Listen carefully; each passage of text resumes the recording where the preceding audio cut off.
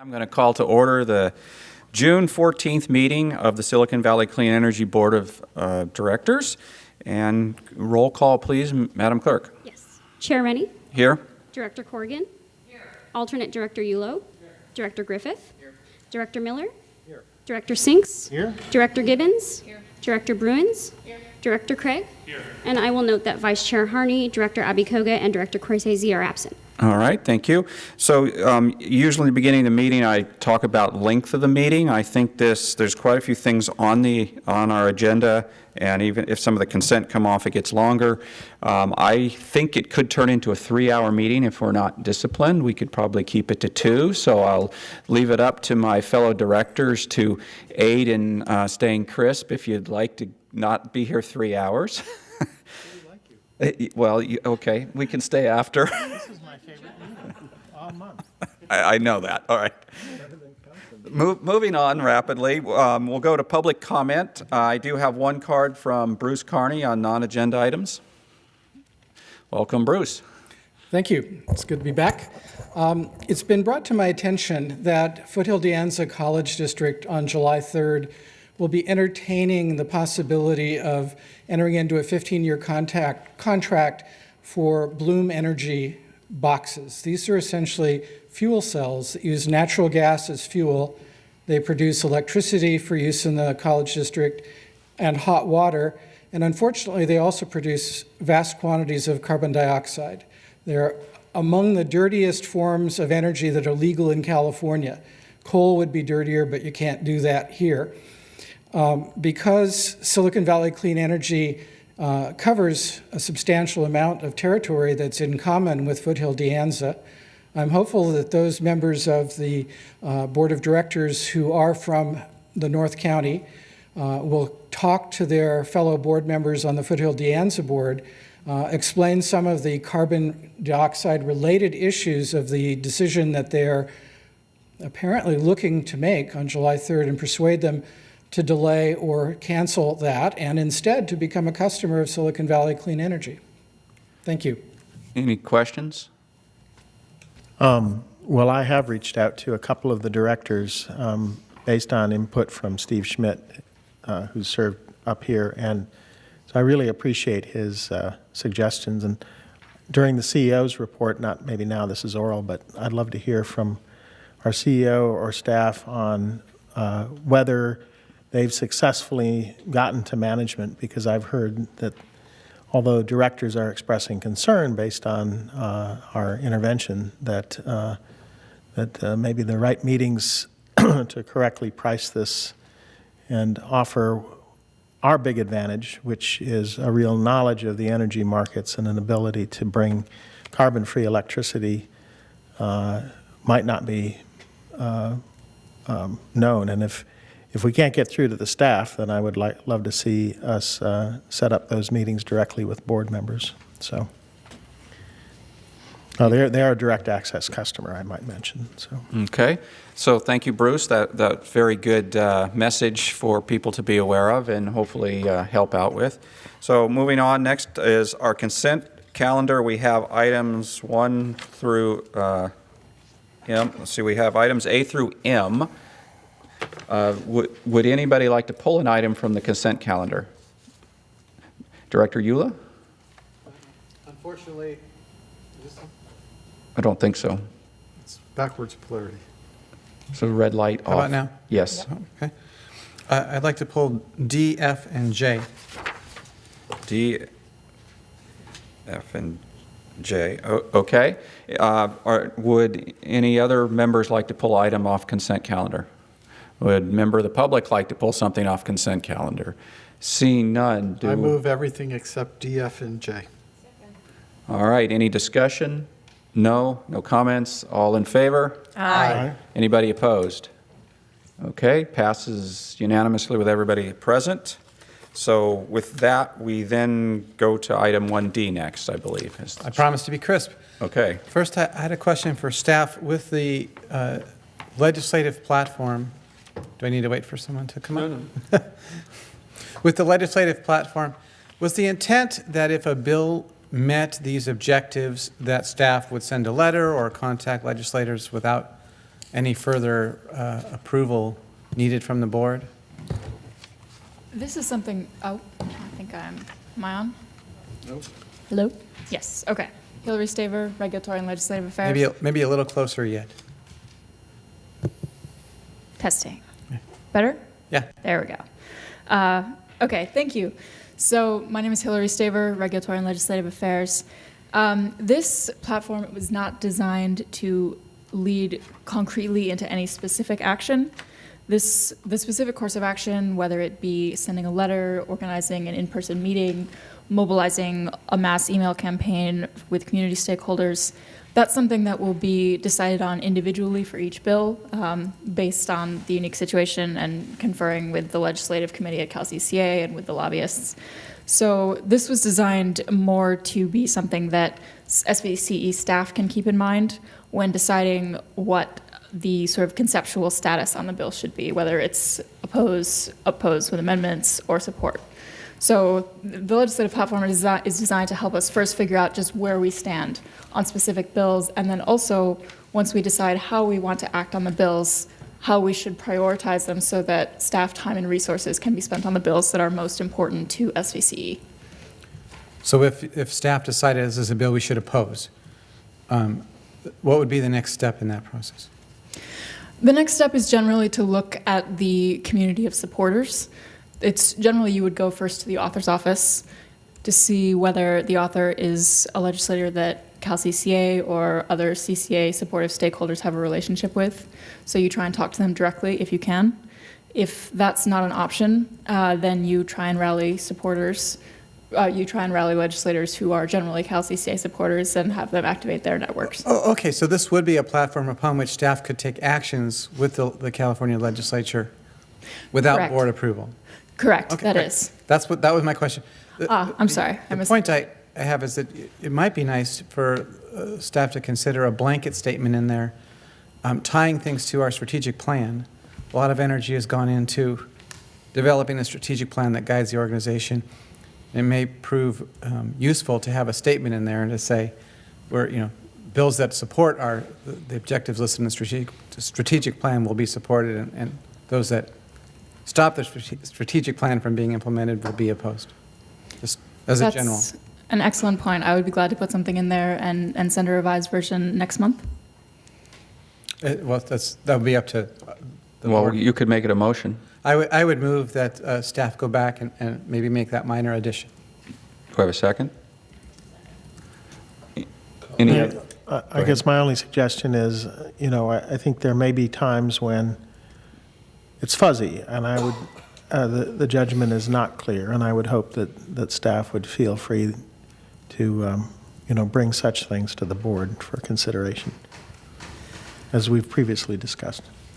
Yes, this is designed as a first screen, and certainly as we saw on SB 618, for example, this session, for bills that are sort of major fundamental threats, the board members will be hearing about these because we'll be asking you to contact legislators and otherwise get involved. This is designed as a first screen that all bills pass through, most of which are going to be relatively minor threats, which we won't need to engage large-scale action against. But yes, we will bring key bills to the board. That's the intent. Director Griffith? Yes, I would just point out that at least in the city of Sunnyvale, the practice is that while these letters tend to be initiated by staff, when staff determines that they are within the legislative advocacy position of the city, they're signed off and approved by the mayor. And I would suggest that might be a good practice. We have staff certainly has the knowledge of doing that, and being able to go back to the board president and say, this is what we want to do, are you okay with it, would seem to be sort of the most prudent way to do it. If you want to make a friendly amendment to the motion, I would be happy to consider that. Okay, I'd make a friendly amendment that we include in the process of sending these letter off, a review and approval by the current board president. Is that acceptable to the seconder? Yeah. Well, it's a friendly amendment, maybe it doesn't need a second. Okay. I was just going to comment, I was going to make the same comment, so I think it's a good opportunity. It's a little more challenging when you have a part-time board, but obviously electronically that can be the judgment of the chair can be utilized to indicate whether or not it's fuzzy enough to bring it back to the board, or it's just a no-brainer and it should go forward right away. And I think we can all trust that whoever the chair is to make that decision and sign off. I think that's just in the case of letters. It gets a little different when you're just probing around in Sacramento to try to let them know that we think this is not something that our board is going to back up, or we want to know if there's going to be amendments. I think we have to give the staff the latitude to go do that based on this document. But I think when a formal letter is actually going to be executed with a position, I don't want to be redundant, but I agree with Jim completely. Should be signed by somebody here. Director Gibbons? And I was just going to support that whole discussion by taking note that we are going to be getting these regulatory legislative updates just as part of our consent calendar as necessary. So we are going to have a chance to keep up to date with things, so we won't be caught off guard. So I think the process of putting in this update regularly and that these processes we're discussing is a very solid policy. Any further discussion? So we have a motion and a second on the floor. All in favor? Aye. Anybody opposed? Okay, unanimous with only one person missing now. Okay, so moving on, so 1F, Director Yulo, would you like to lead Yes, why you I pulled would that like to one? move approval of item 1F with the following two changes. On the bottom, or in section Roman numeral 5A, it starts with no reimbursement is Do you have a authorized. page number there? 5A is bottom of page 2. Or page 95 if you have the packet Thank you. electronically. Sorry, I don't have the page 2 on my screen. So, are we all there? Yep. So I would strike under accommodations A, that whole first paragraph. Overnight accommodations already require the approval of the chief executive officer, so this is redundant. And furthermore, going to an overnight meeting in San Rafael, you might as well be going to LA in terms of not, having to leave in the morning thereof. I think it's, and it already says that the CEO has to approve, so I would just strike that entire paragraph. And then at the last line of the next paragraph, so this would be the first full paragraph on, I guess it's page 3. The last sentence says, in instances where lodging is required for a meeting, every effort shall be made to choose the lowest cost lodging alternative. And I guess in support of staff, I'd like to insert the word reasonable in there, because we certainly don't want staff feeling compelled by this policy to stay in a flea bag motel. I wouldn't, and I wouldn't expect them to. With that, I make the motion to approve. Okay, do I have a second? I'll second that. Okay. Okay, Director Corrigan was first to that. Any other discussion on this item? Okay, seeing none, all in favor? Aye. Anybody opposed? Okay, passes unanimously again with Director Harney missing. Again, moving on to 1J, Director Yulo. Here I had a question for staff, and I'm afraid I'm not sure who is best to answer, but would it make sense for this schedule to have a sunset date in it? So good evening, Directors. Don Bray, Manager of Account Services. It's a good question. The provision that's in here that may be closest to that is a cap on the size of the installations that can be deployed under this tariff. It's a 6 megawatt cap right now. If the county uses this tariff, then they're going to use up most of that cap, and any expansion of that cap would require approval of the Board of Directors. But if we wanted to insert some sort of sunset provision for unused capacity, let's say, under this, we could certainly consider that. Well, once the rate is taken advantage of, we may do this as a city as well. Does that mean it's evergreen? We would expect to get that rate in perpetuity? The way the rates will work is they will follow how the PG&E tariff moves over time, and there may be grandfathering of certain PG&E tariffs, and there may be special grandfathering under the RES-BCT provision or a tariff that PG&E has. But in general, the way this is written, our rate will follow the current PG&E rate in effect. I don't know what the fellow board members have in mind, but this is a dynamic world, and I would feel more comfortable with a sunset date of a couple of years from now. Director Miller? Yeah, I kind of took this differently. This was sort of setting what we as an organization wanted for an exposure.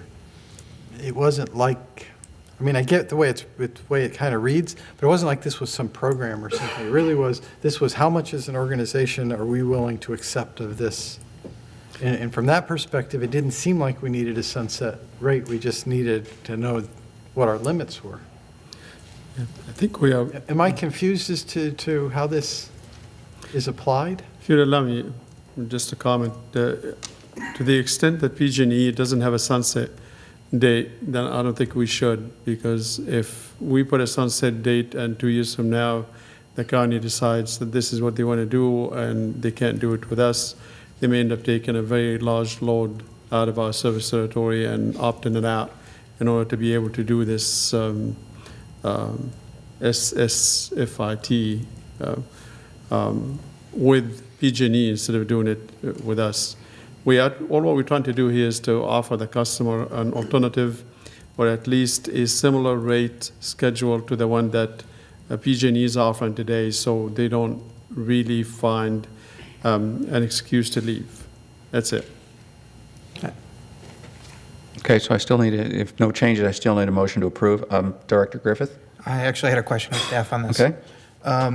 Page 2 in the chart at the top, sort of in the middle of it, benefiting accounts per generator. It says bill credits are directed to one or more benefiting electric account or paid to the local government directly. Under what conditions would they be paid to the local government directly? Well, that would be established in the arrangement, in the SSFIT arrangement, how compensation would happen. It's like a feed-in tariff, so there will be a value associated with the credits that are generated. Those can be applied to a benefiting account, and there's one very large benefiting account that could easily accommodate those credits. Or if the county desired some alternative arrangement to that, say they wanted to spread them across various accounts and do that accounting on their side, we could credit the county and they could do that accounting on their side as they choose. Yeah, I guess the reason why actually staff flagged this for me, and I kind of have the same question, is the numbers are suggesting there generally isn't going to be a net payout anyway. So the question comes up, why are we having this if there's never going to be a net payout? It's a question of if they want to apply it to different accounts other than one big one that can absorb it all. Okay. And yeah, this was in discussions with the county, and it isn't likely to happen that way. But the county specifically was asking for Right. If something changed and suddenly there wasn't as much demand at the hospital and they wanted to spread that credit across other accounts, then we wanted to give them the flexibility to do that on their side. In general, what we're trying to do, Director, is make sure that the county get the money any way they desire to get it. So we can apply it to the bill that we have to pay, we have to give to the county for one account, if they so desire. I got it. Or give it to them in a check. There will be no net money going into the county's pocket. All of it eventually will be paying off resources that the county will have to pay for. So just to be clear, I think this is something that that the city of Sunnyvale was specifically looking for from PG&E and never got, in that we have, for instance, our Corp Yard where we have big covered facilities, and we wanted to completely cover it, and we were told there's no point in doing more than 15% because that's all that's consumed at that location, so you might as well not do it. And this is the exact same sort of thing, where now suddenly we could go and do 100%, and we would still end up doing the right thing because that's not per account. Is that the same situation? Yes, sir. Great. Love it. Thank you. So you're saying that a school district or a municipal government, for example, could build out solar in one place where they have a lot of land and basically offset their bill at another location if we pass this. Is that correct? That's how this operates. Yes, and it's intended for government accounts. That's what Yes. it's. Is it available to other than government accounts? Well, the capacity right now will match the county's deployment, but the capacity, I suppose, could be discussed by the council here, or the I think board of this directors. is a great idea, because, you know, we would like to encourage more build-out where possible. That's part of our charter, and something, I mean, this building, for example, wouldn't feasibly take much solar, but we have a corporate yard, and like Sunnyvale, we built out only part of it, because we couldn't offset the meter in one place with another. So, here. Thank you for bringing this forward. Well, thanks to the county. They were really behind making this happen. Brilliant. So I should. Take credit. I should offer the public. Administrative matter. I should offer the public an opportunity to comment on this. Anybody from the public like to comment on this one? Would anybody like to comment on 1D or 1F that I blew through? Okay, seeing none, I'll bring back to the. I'll move the board. approval of 1J. Second? Okay, I have a motion, a second. Any further comments? All in favor? Aye. Anybody opposed? So it looks unanimous with Director Harney missing. So that takes us to the conclusion of our consent calendar, all approved, some with changes. Moving on to our regular calendar is the Executive Committee report.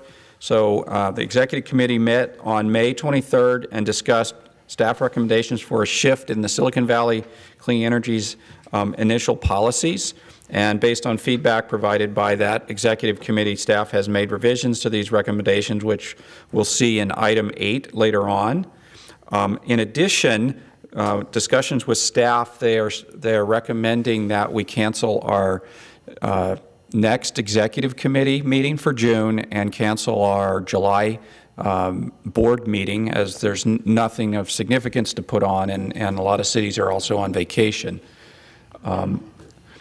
So any comments on that idea? I think we're happy. They're happy? Shall I take a motion to? Second. Any other discussion? Well, I mean, is our phase 2 of our rollout going so well that we can all just leave town? Many of us have already. Yes, I think. Okay, good. Any All I member? needed to know. Any member of the public wish to say something on this item? Mr. Tallulah? Hi, James Talea, City. Talea. I live in Sunnyvale, and everybody gets my last name wrong, so don't worry about it. You said there's nothing of importance on July. I remember that that was supposed to be the time when some initial discussion of programs, other GHG reduction programs that the board could start looking at. I won't argue that there'll be a lot of vacation that needs to be done, and I'm not actually even advocating for it, but I just want to emphasize that programs are going to be a very important next step for what this entity is doing. Thank you. Any questions? So question of staff. I believe you have plans for when you want to bring programs forward. Could you share a little bit? I did discuss it with staff. They told me that they are not ready for July.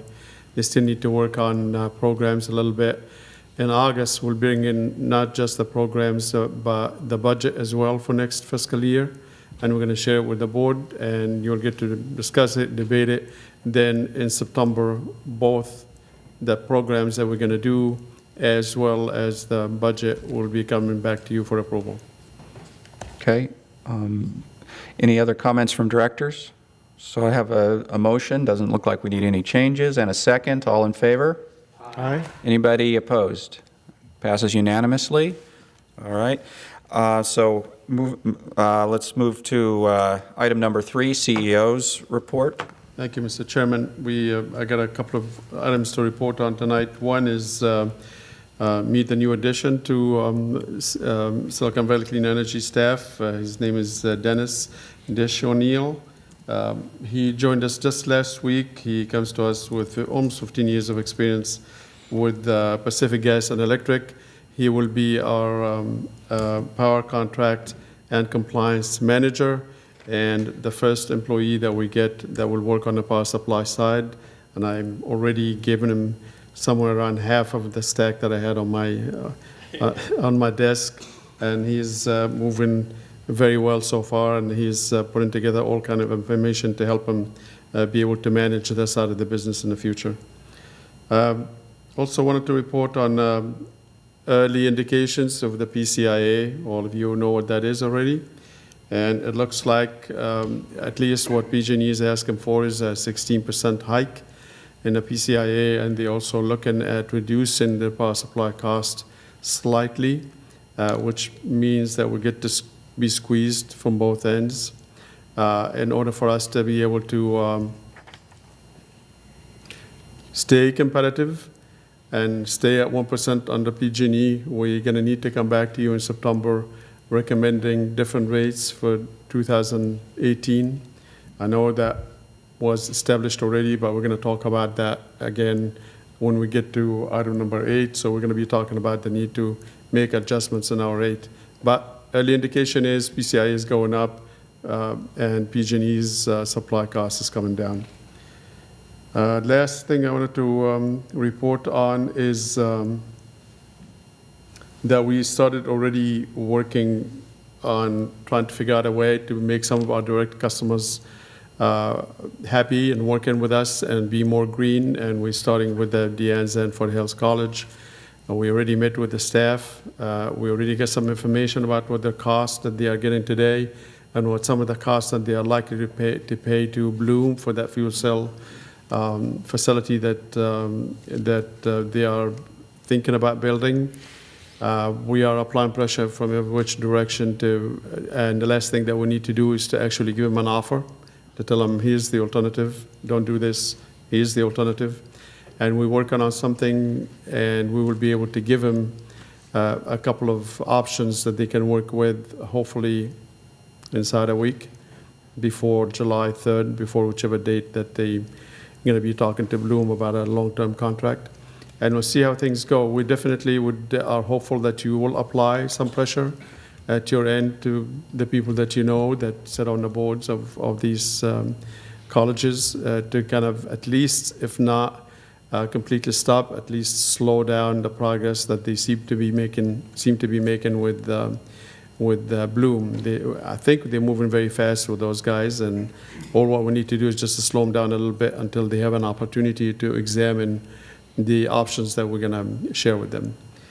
We're also going to be talking to a number of other DA customers because we found out that, as it turned out, we can offer special deals for any customer that we want to offer a special deal to. That was in our implementation plan that we shared with the CPUC and got certified and classified. So if we want to do that, we can. And it also will not harm their status as a DA customer. So they still hold on to their vintage. They won't be paying the PCIA that we pay. They pay the PCIA based on how it got calculated back in 2002, which is very, very small for most of those DA customers. Ooh. So we should be able to work with them, have them hold on to their vintage or their almost negligible PCIA, and get them to be a lot more greener than what they are right now, because many of them are working with Constellation and Shell, and they're just getting barely the minimum that they can get from renewable resources, and the rest is whatever it may be. We will try to do something different with them, offer them something probably, hopefully, at lesser cost, as well as higher green content. And with that, Mr. Chairman, you have already certain attachments in your agenda. The one thing I want to point out is it looks like we're holding, at least on a customer count, to about 1% opt-out. We are on a per load basis. The number is higher, and it is because of Juniper's opt-out. Later on, I'm going to be making recommendations under item number 8 that may help bring Juniper back into the fold and bring that 5% that you see in that report down to size. And with that, I'm into my remarks. Happy to take any questions. Director Abe-Koga? Hello, there we go. With the PCIA, I guess I'm still learning about all of this, but did we have, or what was our assumption of the percentage for this coming We assume the PCIA as well as the power supply costs, both of them will go up by 3%. 3%? And it's 16. Okay. And then, is there like a end date to, like, how long does the PCIA Will it last? ever end? It'll never end? Or will It will eventually, when all the contracts, all the out-of-market contracts that PG&E entered into over the past 10 years slowly come to an end. Now, of course, they keep trying to renew some of these contracts, and we keep pointing out that they shouldn't.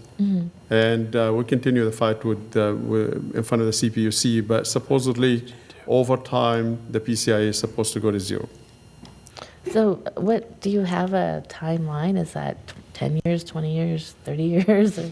Or We're hopeful for 10 years, but we don't know how long their contracts. now they have the PAM filing, which they want to use in order to replace the PCIA, and that may extend things beyond the 10 years. What we're trying to do also is to try to buy ourselves out of the PCIA altogether. So maybe just a year with a large contribution that we make to the PG&E just to make them go away. There are all sorts of maneuvers that that are in the works, and being clear about when we're going to eventually be done with the PCIA, I cannot tell you now for certain. And then is there a formula that they use that we know about? Yes. How do they calculate? We know the formula for sure. Okay. What we don't know is the contract prices. They're contracts because they because claim those are- basically that those contracts are confidential. We have, after a couple of years worth of fighting, we've managed to get approval from the CPUC to allow a consultant that is not biased in any way or shape to anyone, including us, to be able to go through that room and check the numbers that come out of the black box. And they can come out and not tell us what the numbers are. They just can tell us, yeah, the numbers look like they're okay, or they're not okay. I'm not too sure that process It's very makes a whole lot of sense, but we are trying to make PG&E sort of open the door a little bit more and allow us access to get understanding of what those numbers are. Okay, great. Thank you. Director Sings? Yeah, so who specifically have we met with at the Foothill De Anza district? I'm going to ask Don to step up and help me out. It's the three of us actually went and met with him. So we met with Steve Kitchen, who's facilities director for both campuses, Foothill and De Anza. And we met with another gentleman, Jim, and I'm forgetting his last name, but he's brand new there. He's their energy manager. But Steve Kitchen is really the decision maker from a facility standpoint. I think he's getting direction certainly from senior management at the college. And yeah. I mean, it sounds like we still have to make a proposal to them. Do we have the current offer on the table from Bloom? Yes, we do. Oh, yeah, yes, we have the background on the offer from Bloom. We also have background on their current DA contract. It's more of a brochure at this point. It's not a contract. We know generally what they would be buying electricity for, what the amortized capital or whatever. We were given a price and an escalation rate in some early conversations that we had there. Mm-hmm. So your intention is to design something that would be competitive cost-wise? Yes. Do you think that's possible? Based on the numbers that we've looked at so far, we think it's possible. I mean, we got to dot I's and cross T's and do a little more math. So I specifically talked to Peter Landsberger today, one of the board members. He said, we can't afford to pay a whole heck of a lot more, but we also have a value in environmentalism. And I said, all of us in the public sector, right, are trying to demonstrate leadership on this. I'm sure, for the benefit of your students, you would enjoy becoming part of the carbon-free club. So I think, but right, they're penny pinching like all education is these days, and The Bloom fuel cell, if you look at what's in their brochure, the greenhouse gas emissions factor for it is about twice what it is for PG&E, right? And it's zero for us. So it really is a big difference, as was discussed earlier. And I don't think that's widely understood, and it's often perceived as a green product, and it is perhaps greener than if you're Better than buying coal. coal-fired electricity, or if you're in a certain part of the country, it could be greener. I mean, in fairness to Bloom, but here, relative to PG&E, or certainly relative to us, it's pretty dirty. So you think you could come up with something, a proposal that's more or less cost competitive to Bloom? We think so. Yeah, I think we can. What we are not competing with at this point is to actually put some piece of equipment over at the college. We're not saying, well, No, of course. yeah, get this piece out, we're going to put a different piece. We basically say, we'll give you the same power. I'm certain, based on the number that I've seen, we can offer a much better offer to the colleges. Well, that's really important. So thank you for that. If you aren't being able to get a message through, and you'd like me to bring you some board members to hear directly from you, let us know. You can let me know, let others know. We will bring you board members. We put together a few bullet points, and Tom, I believe you communicated those to Director Sinks, to you, and to at least a few others. We could spread that around some more if you'd like. Thank you. Director Gibbons next. All right, Director Miller. Tom, before you move, was there board direction or a board policy that said, go out and get us cheaper electricity, or go out and get us cleaner electricity? Or is this merely just something that's coming out of their cost savings efforts? I don't know the answer to that question. I don't know if it was a proposal that was an unsolicited proposal from a while back that's made its way through the process and has been well presented, or whether it was a result of some specific inquiry. I don't think it was an RFP, but I think it was probably either an inquiry or an unsolicited. I was thinking, I'm trying to understand what action the board may have taken, and maybe they didn't take action really. They just generally have a philosophy of trying to save money, and this is sort of an answer of staff to that question. Or did the board really say we want to be greener, which they may have interpreted as being renewable, as being greener? My belief, this is staff-driven. Okay, that's kind of what I was trying to get at. Yeah. I really think that we should approach the policymakers about the policy of maybe wanting to be carbon-free as a campus would be a higher priority policy than some dramatic shift to California state definition of renewable. I'd agree with that. Director Corrigan. I would just want to shout out also to Steve Schmidt, my alternate, who sent out an email to a couple of us, and just encourage all of you to go on the college's website. I guarantee you will know a couple of those board members. They've served in other public office. I've reached out to a few of them. Their emails are right there. It's simple to do. An email from any one of us individually certainly won't hurt. Director Griffith.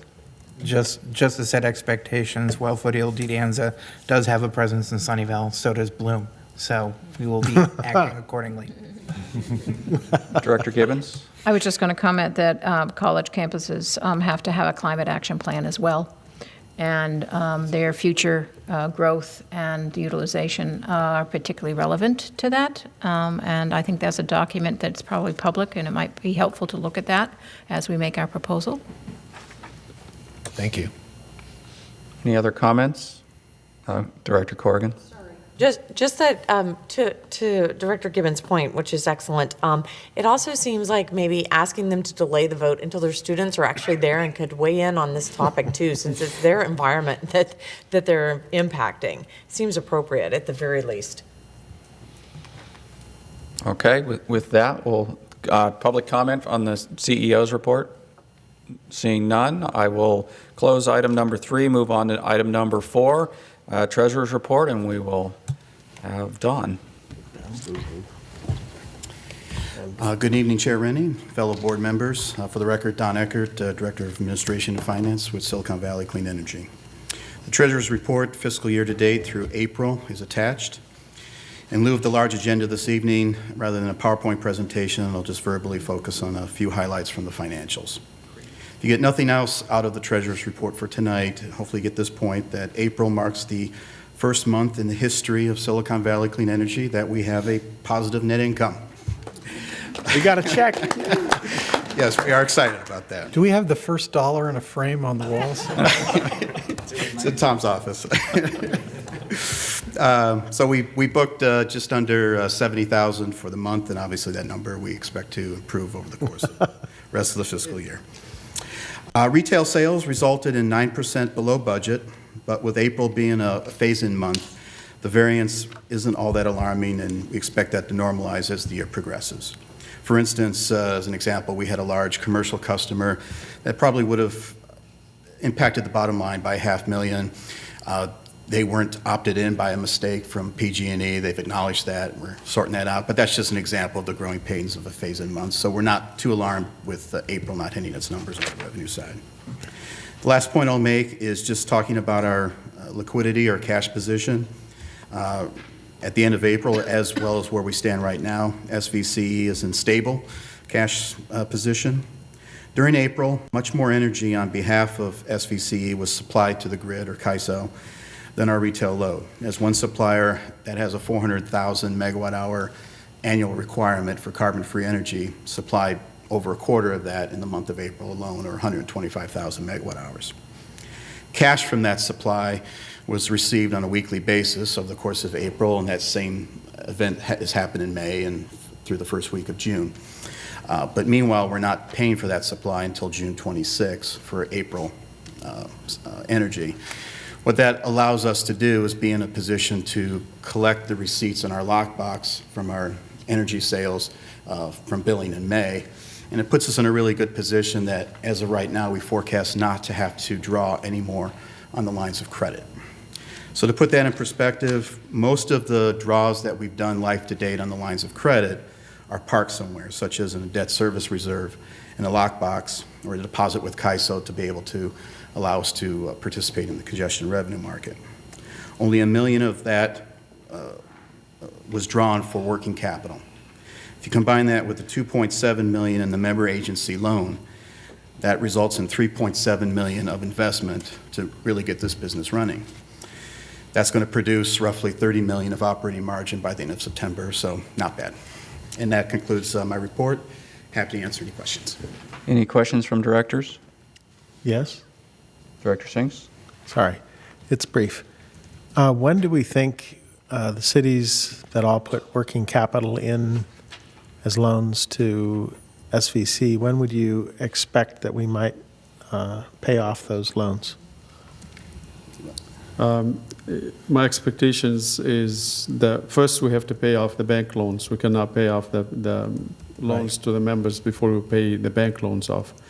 My guess is probably the non-revolving line of credit is going to be paid off maybe in July or August. This is the 2.0 non-revolving. The revolving line of credit, most likely, we may be around September, October, we'll get out of that one. Then the last thing would be to pay off the cities, and we have until March of 2020, but I'm certainly hopeful that we can pay off the cities before the end of the year, given the cash position that we're going to have in the next few months. Other questions? Thank you. I'll open it up, public comment. Would any member of the public like to comment on this? Okay, seeing none, this is just a report. We don't need a motion, so I'll close item number 4 and move on to item number 5, formation of an audit and finance committee. Thank you, Mr. Chairman. I think the board has been asking us for quite some time to put together a finance and audit committee. This is the time we're planning to do that, and we want to turn it over to you so you can make your nomination and elect 5 of you to sit on that committee. So I think people would like to understand the commitment. How often do you expect them to meet? Is it going to be, during the day, during the evening? For how long? I would anticipate it being during the day. I would hope that by late July or early August, our first meeting would be to initially review the operating capital budget draft, as well as help us look at hiring an external auditor for the upcoming audit. From there, probably be updates from the annual audit, so week to normal state, quarterly basis would be my intention. So 4 to 5 times a year kind of thing? Okay. That's correct. Questions, Director Eula? Is there planned to be a sort of parallel body of city finance directors or similar folks that are looking at the statements that we have? I wasn't thinking about it. We're going to have the auditor, we're going to have the Finance and Audit Committee. We were not planning on passing it around to finance directors to check it out, unless you direct us otherwise. Well, I was, if I can continue, Howard, I was thinking for example, if you wanted Mayor Tate or I to, if we were elected to serve on this August body, I would think that we might want to actually have our finance director be the alternate member, if you will, for this particular purpose. So I guess that's a question then for staff. Can we have finance directors as alternates to this would be a Brown Act committee? Well, it seems like we do have staff that's alternate to the board directors, so I don't see why you wouldn't have an alternate that happens to be a staff of your cities. Can we ask that just slightly different? I mean, what about a mixture of board members and staff members as the committee itself? So we could have, maybe 3 electeds and three financial professionals, from our various cities. I'm hearing that to the extent that you make this an advisory body, as all the other committees anyway, it seems that would be okay. It's really up to you. Director Gibbons? Yeah, I'm not sure it's necessary. I mean, I'm thinking what we do at our city. We have a finance subcommittee that reviews all the documents. We have an auditor that comes and presents. And then we have a presentation to the council. So I'm not sure we need it. I mean, we went through a lot. My recollection is we went through a lot discussing about the audit and all of that, and who was going to be doing it and all that. So I'm not sure we need it. You mean an audit committee? No. Or professionals? I don't think we need professionals on the committee. I think the board members are appropriate for the task. That's just my thought. Director Corrigan? Thank you. In my case, my city would probably prefer not to take up our lean and mean staff's time, but would rather me consider an alternate from our FIC committee, like Director Gibbons' city. We have a very bright group of residents who we rely on for financial background. So I'd be interested in asking whether or not I could appoint somebody from my city who has a much stronger financial background in my stead, and whether that would be appropriate or whether it does need to be a board member here. Are you suggesting an alternate or sort of instead of you? Instead of me. It's getting a bit stretched, I think. Does anybody? Can we get a go ahead, Director clarification? Bruins. Clarification in terms of how many members are we looking at for this committee? I believe you said 3 to 5, correct? 5? We're looking for the 5. Yes. And this is quarterly meetings, by the way. Most of the time, it will be quarterly meetings, not monthly. It's a good time. I am less supportive of having a resident or a non-board member in that capacity. I'm more supportive of the idea of potentially putting a finance director, at least one finance or 2 finance directors on here. I'm more open to that idea than like what we do in terms of our finance commissions and such. Yeah. Okay, understandable. So really the first question is there any volunteers that want to be on this? I think everybody's looking for an opportunity to not be volunteered. I've done my city's finance committee for 9 years, and I would love the opportunity. One volunteer. Any further? Director Givens? I'd volunteer. I also think Vice Chair Harney might be interested. So I'm going to I have a concern if we're going to, I don't think this body should be a majority of people that serve on another one of our committees. So, I mean, if we're sitting here with, a 5-member executive committee and 3 of those people are going to be on this, I've got a problem with that. So I guess I would like to. Twist arms? Well, yeah, I mean. Yeah. Are you willing to take? Are you willing to take my executive committee position then? In July. They're going to meet in July. No, I just, everybody has to make their sense on time commitments, and I have far more interest in the finance than the executive, if that is a parameter for people.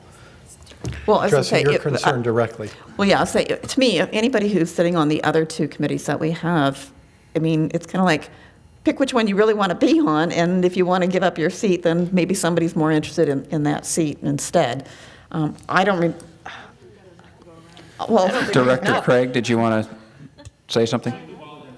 Okay. And I'll just also throw in that I'm on the library committee, and they comprise of one city manager and the rest of them being members of the board. And they've been doing that for a number of years, and it seems to work fine. If somebody wants somebody with some professional experience on the committee. Okay, so I don't know if that hit a recording, but Director Craig volunteered to be on the Finance Committee. Yeah.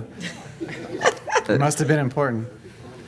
I would just like to offer the opinion that, I've sat on our audit committee for now 6 years in Cupertino, and it is really very helpful to have somebody with a CPA background. So, I mean, I would be in favor of getting that kind of expertise by some means. And it would be good if somebody is already if we already have folks who are steeped in the mission of this organization and, I mean, even better, the energy business, but getting people who are just coming in off the street that don't really grok all that or don't, bring that professional expertise to the table can be a handful to train. Thanks. Are you suggesting that we get that through the staff proposal that was on the table or some other? I'm just clarifying where you want to get that expertise. I mean, I could agree with you that perhaps there's somebody that works for one of our cities, or perhaps it's a board member that's a CPA, or I don't know. But I do prefer somebody who's, familiar with what we're doing. And I don't know who of our staff who would be on this committee, either ex officio or just as voting members. It won't be a voting member, but we would have definitely Don, Steph, the committee.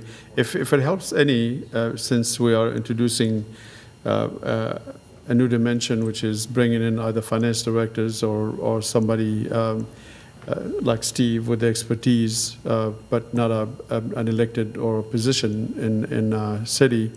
If it helps, maybe we can, in the next couple of weeks, if you can toss some names our way, then we can collect them and bring them to the next meeting and say these are all the names that came about, and then you can pick 5 out of them and we can go from there. Would that help any, or would you want to do that tonight? Director Corrigan?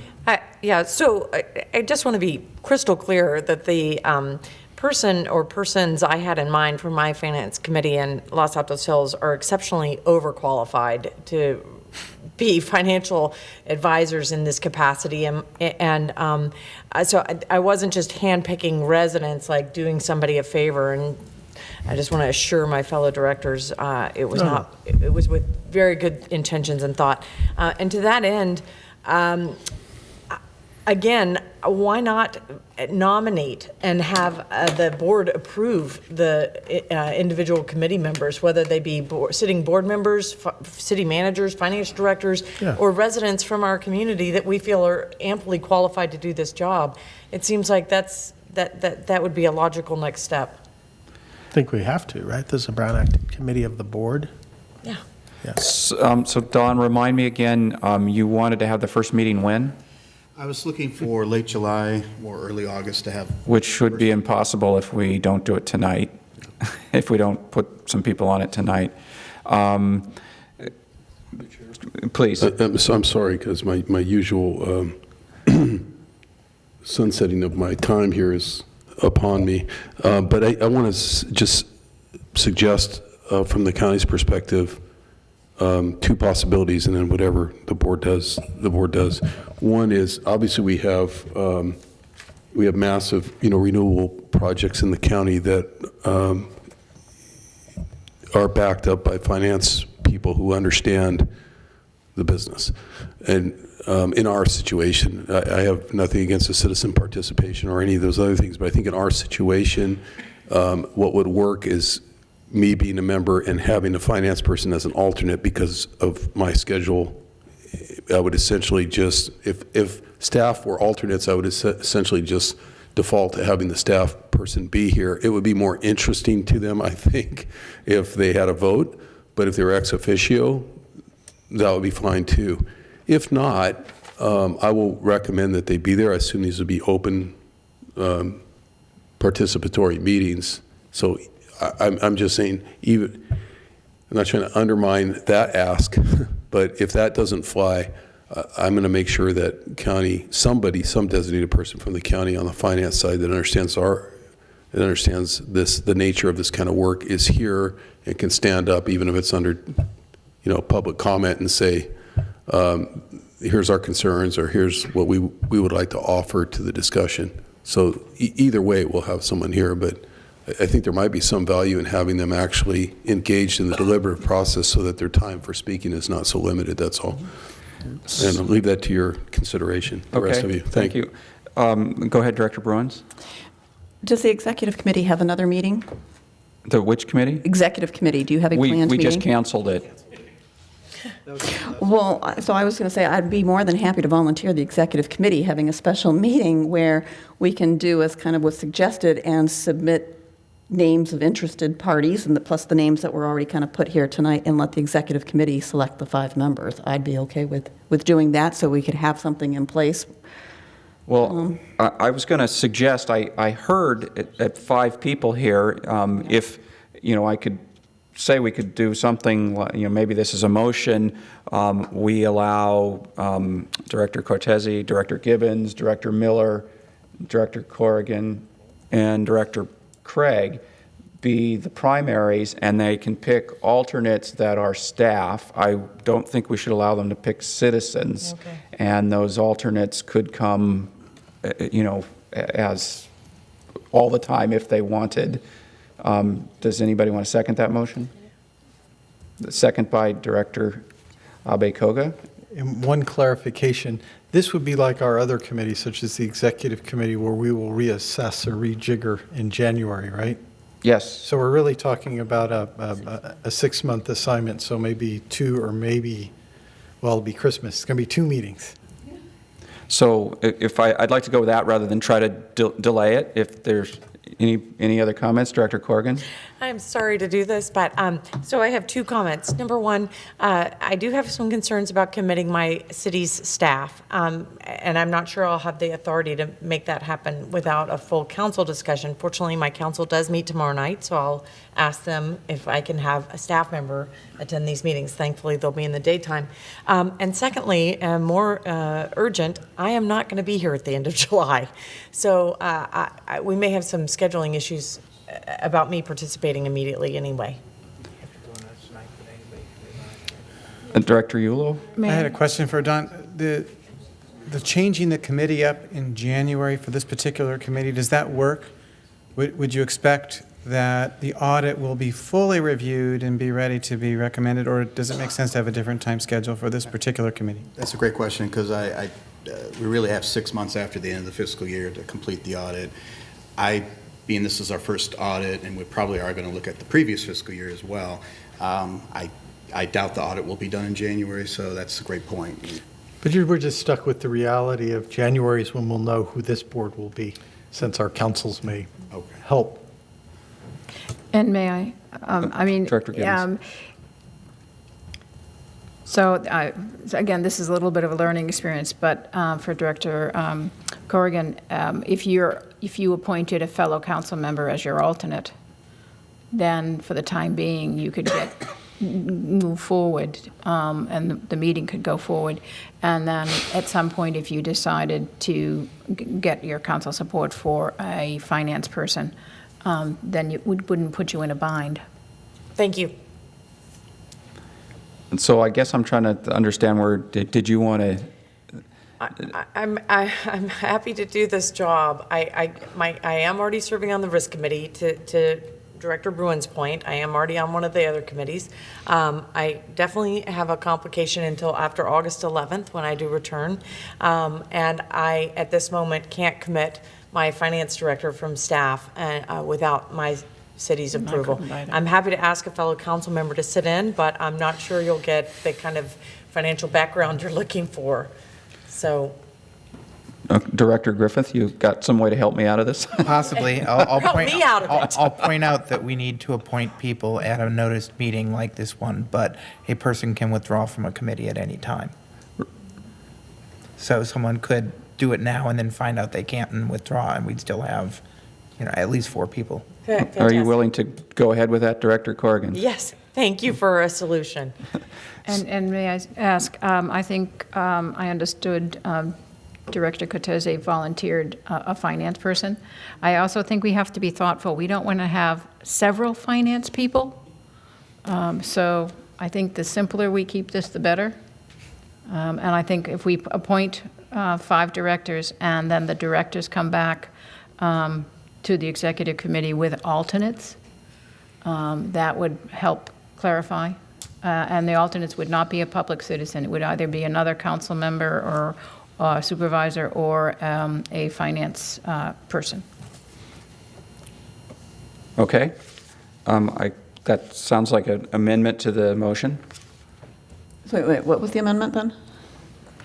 I was offering a clarification. It was a clarification, it was an amendment, because it's still... So it's 5 people. Right. And then it's 5 board members. And then each board member would make a recommendation on their alternate. And their alternate could either be another council member or a supervisor and/or a staff person at their discretion. And because I raised the issue in terms of sitting on things, so at this point, executive committee overlap would be Liz Gibbons and Howard Miller. So we'd only have 2 on that. And in terms of who's, I don't even know if I know, who's on the risk? So we got Corrigan. So Miller is. So Miller would be sitting on 3? I volunteered to give one up. Miller's willing to give up? I'm assuming that when we get to January, we get to rejigger this, and it'll make more sense for me personally. Yes. Okay. So, You have a second on the motion, right? So, Margaret, yes. Public comment? Oh, yes, public comment? Thank you. All right, so I'll close public comment. So all in favor? One more comment, Director Craig. I'm sort of in the same boat as Director Corrigan. I will be gone for the month of July, but I will be back August 1st. And I probably would not be able to get an alternative council member to appear. If it helps any, I'll make sure that the first meeting of the Finance and Audit Committee will not happen until the first week of August. Yes? Is that good? And Don agrees.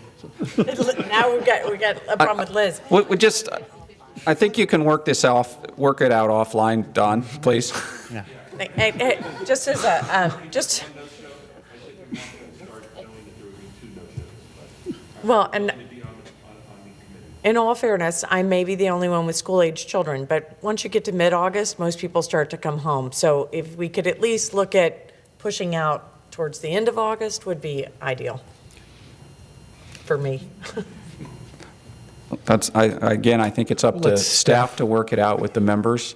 So, we all in call the- favor? Thank you. Aye. Anybody opposed? Okay, passes unanimously with Director Cortese and Harney missing. Thank you. Okay, that was, I knew that would be painful, actually. Moving on moving on to item number 6, which is adopt a resolution amending the organization chart to delete 1 community outreach specialist and add 1 account services representative. Go ahead, Chair? Alan, please. Yes, good afternoon. Alan Solomon, Director of Marketing and Public Affairs. This resolution is to basically not add any headcounts, but move staff around where we can have a position in under account services for an account rep, simply because it requires a lot of special skills to deal with our commercial customers. And we can manage the community outreach with some interns that we have and other consultants. So we think that's kind of beneficial to the organization. Any questions? Okay, questions from directors? Director Yule. Ready to move approval? Okay, I have a motion and a second. Any public comment? Seeing none, I'll close public comment. Flying along here. Any other comments? Director Craig. Sometime in the future, can we get the org chart with names in it of everybody's in those positions?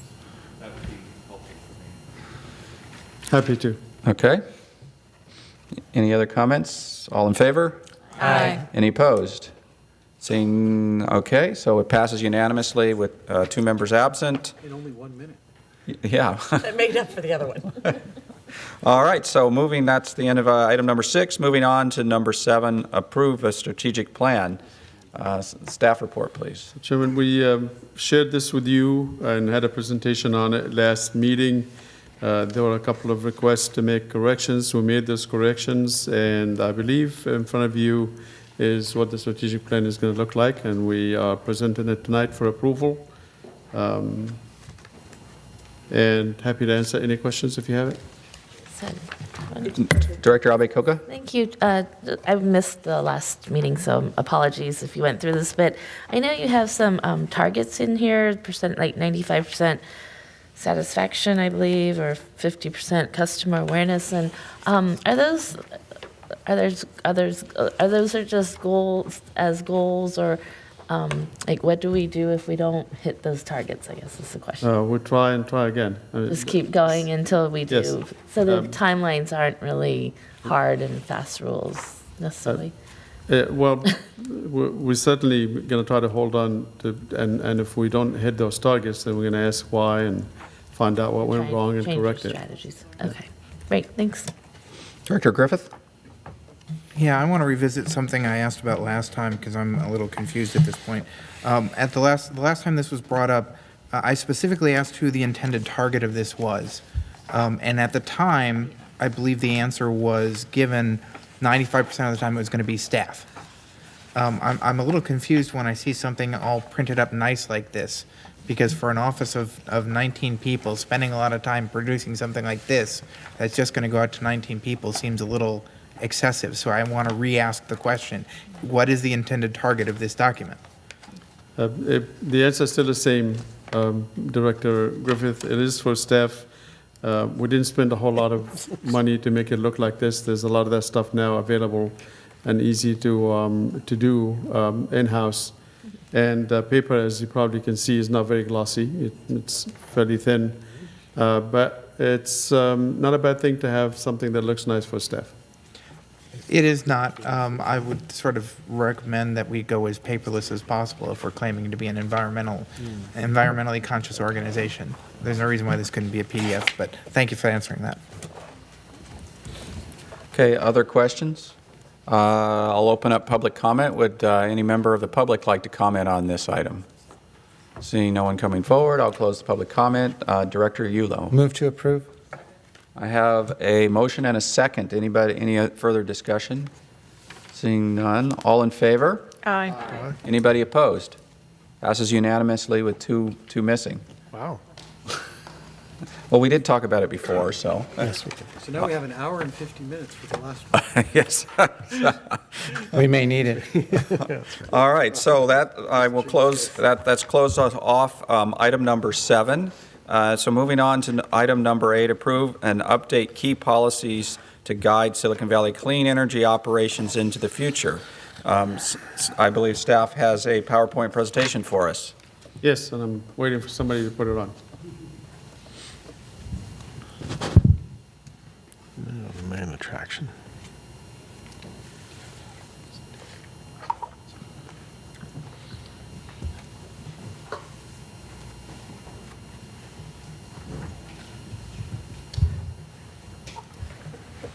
Do we have the remote control?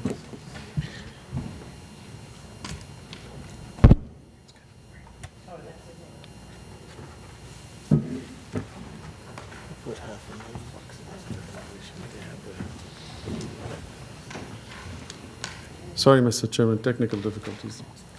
It's okay, we have an hour and 45 minutes now. If you recall, back in June and July of last year, we've gone through discussions about what will be the guiding principles that will take us into putting this agency together. And which way to direct this, please?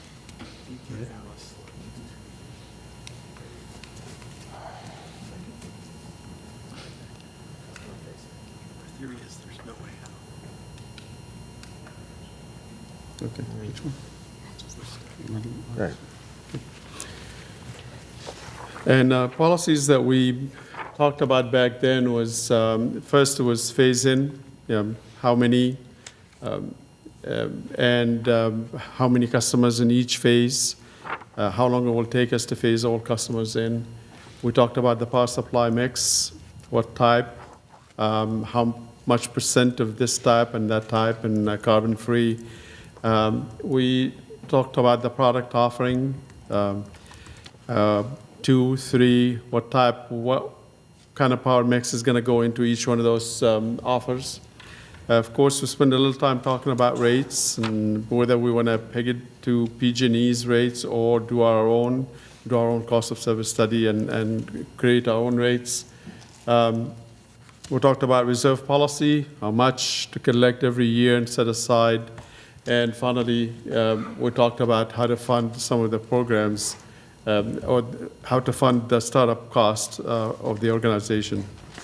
And we're going to take them one at a time and talk about what we decided back then how we transitioned into what we are recommending tonight. First, I'm going to take the easiest one, which is funding the startup cost, because that one got resolved really quick.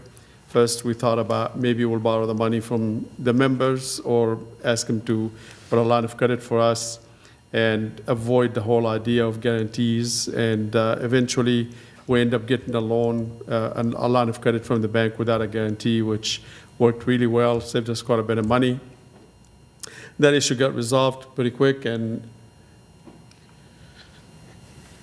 the rates, on the other hand, is a little different. We decided instead of do our cost of service, we decided to peg our rates to PG&E. We set it at 1% below, and basically said we're going to fix it at that level based on the 2017 rates of PG&E, and we're going to keep it that way through 2018. Then comes 2019, we'll do what utilities do a cost of service analysis, and decide what the rates, divvy up the costs between all the customer classes and come up with rates to accommodate. Things have changed. Obviously, we now know that 2018 is going to look different, and if we don't do something for 2018, we're going to be about 5% more expensive than PG&E. And so we are recommending to make a change in the policy guideline that we initially came up with, which is to fix the rates through 2018. We're asking that we, sometime in September, will come back to you with a rate recommendation that will drop the rates down in a way that will keep us at 1% below PG&E for 2018. Now, beyond 2018, we think we came up with an idea that I think made a lot of sense to staff, and I believe many of the folks on the executive committee. We think instead of trying to ahead of time figure out what our cost is going to be relative to the what we're going to spend, then reduce the rate to match, we thought it may be best just to keep our rates pegged to PG&E, and this time we are recommending 2% to make the cushion a little larger. But on the other hand, we know we're going to end up at the end of the year with a bunch of money. We don't know exactly how much because the power supply costs can be quite volatile during the year. And we know what our expenses will be, it's just the power supply costs we don't know.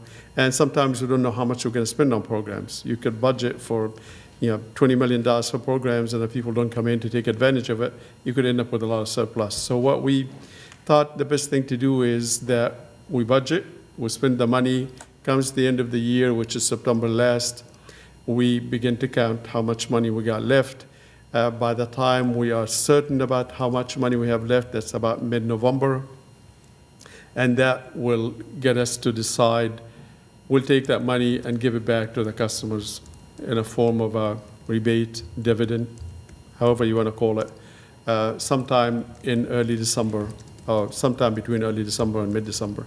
We think that will go a long way to make the customer happy. We become the REI of, if you will, of the CCAs, providing just money back to the customer based on how much they paid us throughout the year. And I know at least one CCA did that approach a few years back, and they stopped doing it. I don't know why the others don't. I assume that probably they don't have any money left over at the end of the year. But we're doing so well, at least we know we're going to do very well in 2017, 2018, that it warrants that we adopt something that will have this nice gesture that we do back for the customer, just basically saying you're the owner, you get your money back in the form of dividends or however you want to call it. So that's the approach that we want to take on the rates, and I'm going to keep going until you stop me. Do you want to take questions as we go through it, or wait till the end? Sure, I will take questions one at a time if you want to. I think I'd almost wanted to vote on them one at a time, but certainly I think we can do questions. Yes, if we can go back to the rates. So we'll start with Director Bruins. Okay, I just want to make sure I'm understanding what the proposal is. So we're going to price it at 2% below. Well, in terms of this, we're going to price it at X, okay?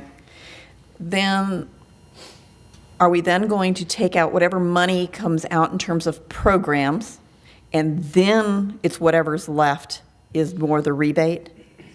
'Cause Yeah. I wasn't sure how to interpret this, where programs fit into this. I guess what I'm trying to get clarity is, what is that hierarchy that we're talking about, so that we know what's above before you get into the rebate? What we will do is, in the beginning of the budget year, so comes August, for example, this year, we're going to bring you a budget. That budget is going to have all anticipated expenses. It will include programs, it will include funding reserves, it will include power supply costs, staff costs, and so on and so forth. It will just have all the expenses that we anticipate, and the programs is part of that, and no more, no less.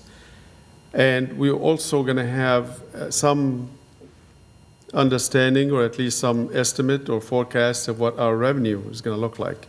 And you will see in the budget that we're going to have some money left over. And we're going to say that in the beginning of the year, that money will be returned, to the extent that it stays that way by the end of the year, will be returned to customer in terms of dividends. So the customer will know even ahead of time to anticipate that some money is going to be coming back to them. Then at the end of the year, when all the money is counted in, whether you spend it on programs or power supply cost or staff, then we'll know exactly how much money we have left, and that will be the money that we'll give back. And you forgot filling the reserves on that list you just mentioned. I said the reserves will be included as part of the budget, just like all the other expenses, so just money going out to reserves. And we're going to talk about reserve policy next, which is, how much money you want to keep in reserves in the first couple of years relative to how much you want to keep after that. Director Gibbons? No, that was, I'm fine. Okay, anybody, Director Griffith? Yeah, a couple things. First, skipping straight to the recommendation on rates, I wanted to point out two things that probably need to be explicitly said. The first of which is recommendation 1 says 57% of operating expenses. I think we want to explicitly say annual operating expenses, because otherwise it's not clear. The second of which is it specifically says rates are set at 1% below PG in each of the 2 years. I think we need to say for the Green Start product, because otherwise we do have 2 products and we're explicitly doing that. But I did have a couple of questions I wanted to bring up. Correct me if I'm wrong, but if we didn't do this dividend thing, then the natural impact of not giving out the money would be potentially lower rates in the following year, just the way an HOA or a lot of other budgets do. Any excess gets built into the following year's budget. Now, I understand that we're setting explicit targets, but it seems like the alternative is kind of more the standard way of doing business than we're going to do a fixed percentage, and by the way, we're going to give you this money back. It also seems to me like doing the dividend approach creates the expectation for the customer that every year they're going to get it. And when they don't, they're going to notice. That's why I kind of prefer building it into the rates than, hey, here's this bonus at the end. With all deference to REI, which I'm wearing right now. So I want to toss that out for comment or thought. Director Miller? Yeah, it's funny, until you started talking, I was like, yeah, let's send everybody a check. But there's another factor which I had recently come across, and my wife went onto one of those websites to figure out how much money those guys who kept calling us saying we had, and she got us our check back from the state for $28. Somebody sent us a check at some point that we never cashed. Eventually it became lost property. So now I'm starting to think we got 200,000 customers who are going to get checks, and they're going to think, oh, this is some sort of scam, something or other. They're going to throw them away. And then we end up with some big administrative overhead of having to keep this as lost money. We haven't worked out the mechanics, but I didn't anticipate that we will be sending a check. It's going to be more of a credit on your bill to reduce your cost. So basically, you get your generation expenses for the half of the month of November and the month of December for free. Okay, then we've solved my issue, and I kind of like the REI model, and I think a Christmas present is at least people will notice us. And if it causes a bunch of negative flack, then we can go to the Jim model of spreading it out. Director Sinks, next. Yeah, I like this idea a lot. I mean, look, PG&E is an investor-owned utility. Their owners get dividends. Our owners effectively are our residents. I like the idea of giving them a dividend. I also like from year to year some stability. So the idea that you get a one-time bonus, right, doesn't mean you're going to get the same bonus next year. I think there'd be a bigger impact if from year to year we had to start increasing rates because our surplus wasn't as great. I think there's, the press associated with that could look not nearly as positive as saying, look, here's the surplus beyond the reserves we need to be in this organization. You're the beneficial owners of this enterprise, and here's what we were able to do this year. Help us fight the good fight and stay with us, and hopefully next year we can do things for you. I think the risk of saying, okay, we have $30 million, so we're going to have a rate reduction in 2018, and then we come along in 2019, we don't have that sort of thing, and now all of a sudden we're forced to raise rates. Based on everything I've heard through the course of our history, right, particularly for businesses, they really like stability. So if there's a one-time rebate or there's a reduction, okay, but if it's going up, that's when people start to scream. So, I think it's actually really clever and would help us build our brand with residents. Director Eula? Thanks, Mr. Chair. I basically had a process question. I thought we were asking clarifying questions at this point, and it seems like we've migrated into discussion. And I also want to point out this, the PowerPoint doesn't follow the staff report. And I think we should, after the, I would recommend that we have clarifying questions during the PowerPoint, and then we go back to the staff report and address each of the recommendations for discussion individually. Thank you. I was kind of mulling that in my head that the process was getting a little off. You just want to go to the end of the presentation? Well, we're thinking that he should finish all of the sections first. It's a little messy here. Director Gibbons, did you want to wait, or do you have questions for now? I'll hold, but I'll be first. Okay.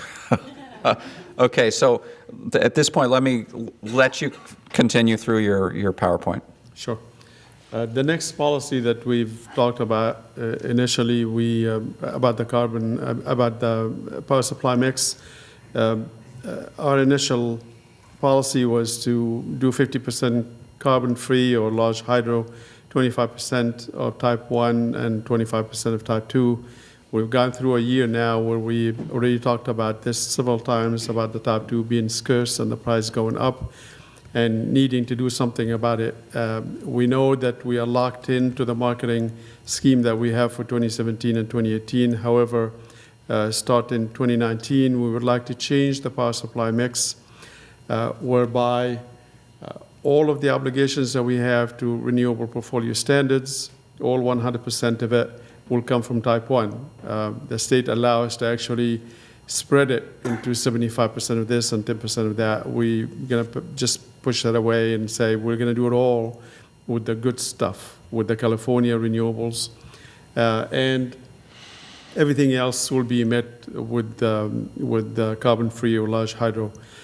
We also want to point something else out, that we want to be careful, and I personally will look at that very closely the next time around we go out to buy power supply.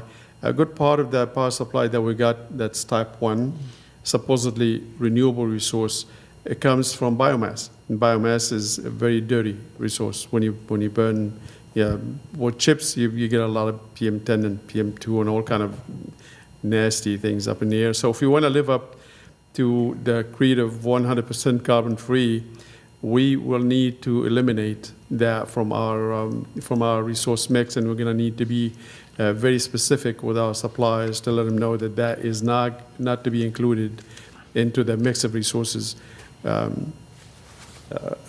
whether and regardless of what percent of type 1 we need to be addressing. So we are recommending that we change the mix that we going to be buying in the future, or buy a certain percent of it that is equal to the amount that the state mandates. And that number, by the way, for this year is 27%. It goes to 29% next year, to 31% the year after. Finally, in 2020, becomes 33%. Then it moves gradually from there to become 50% by the year 2030. So that percent will always be buying as a type 1. Everything else will be carbon-free. Next policy is product offering.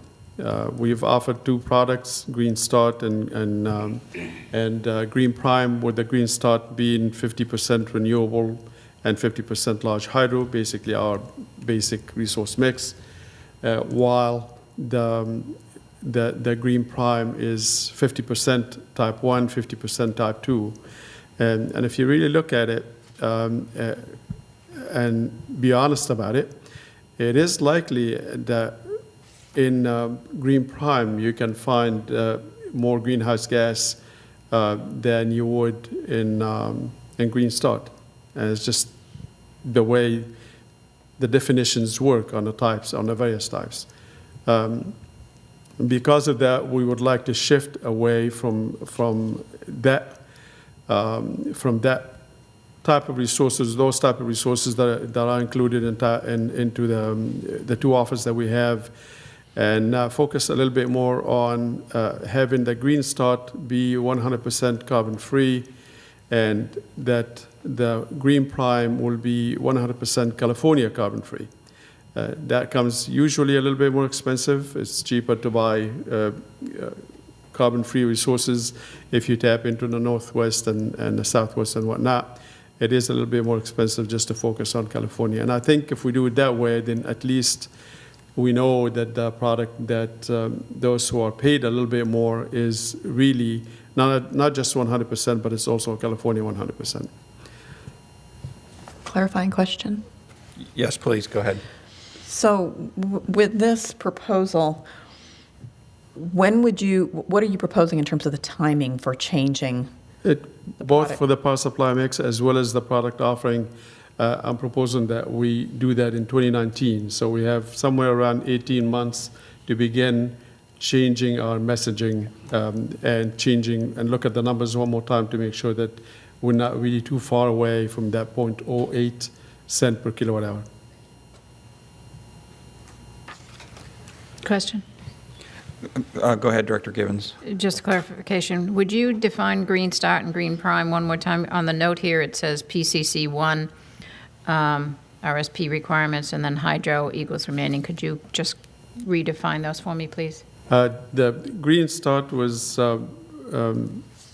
50% large hydro, 25% of type 1 renewable, 25% of type 2 renewable. Right.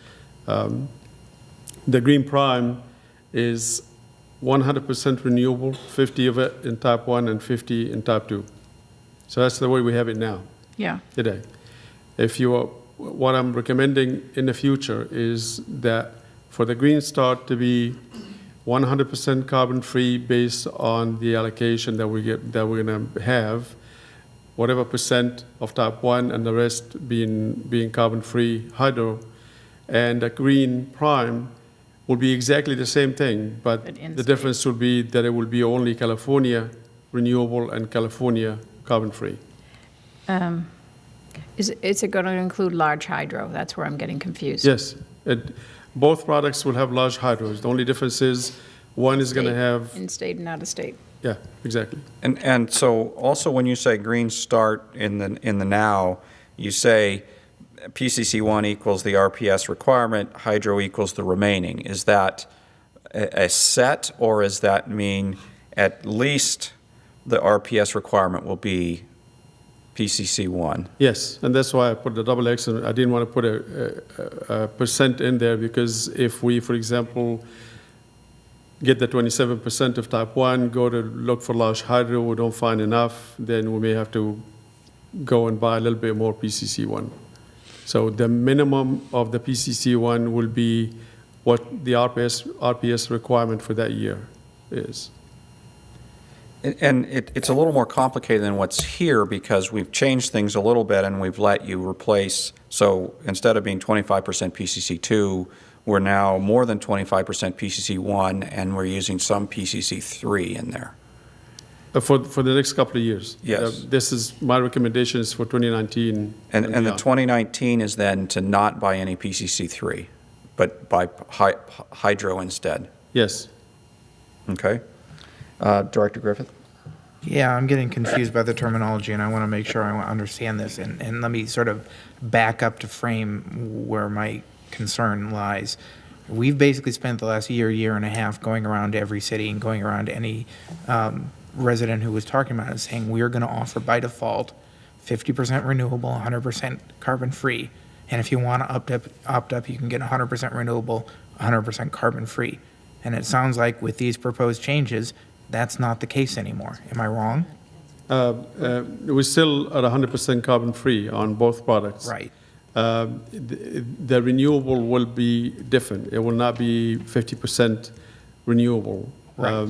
It will be PCC 1 that will be more than what we had in the past. What we had in the past is 25% PCC 1, 25% PCC 2. We're saying that the renewable is going to increase for type 1, but we'll eliminate type 2 altogether. But we still end up with less than 50%. Of renewables. That is correct, yes. Eligible renewable, just to be clear.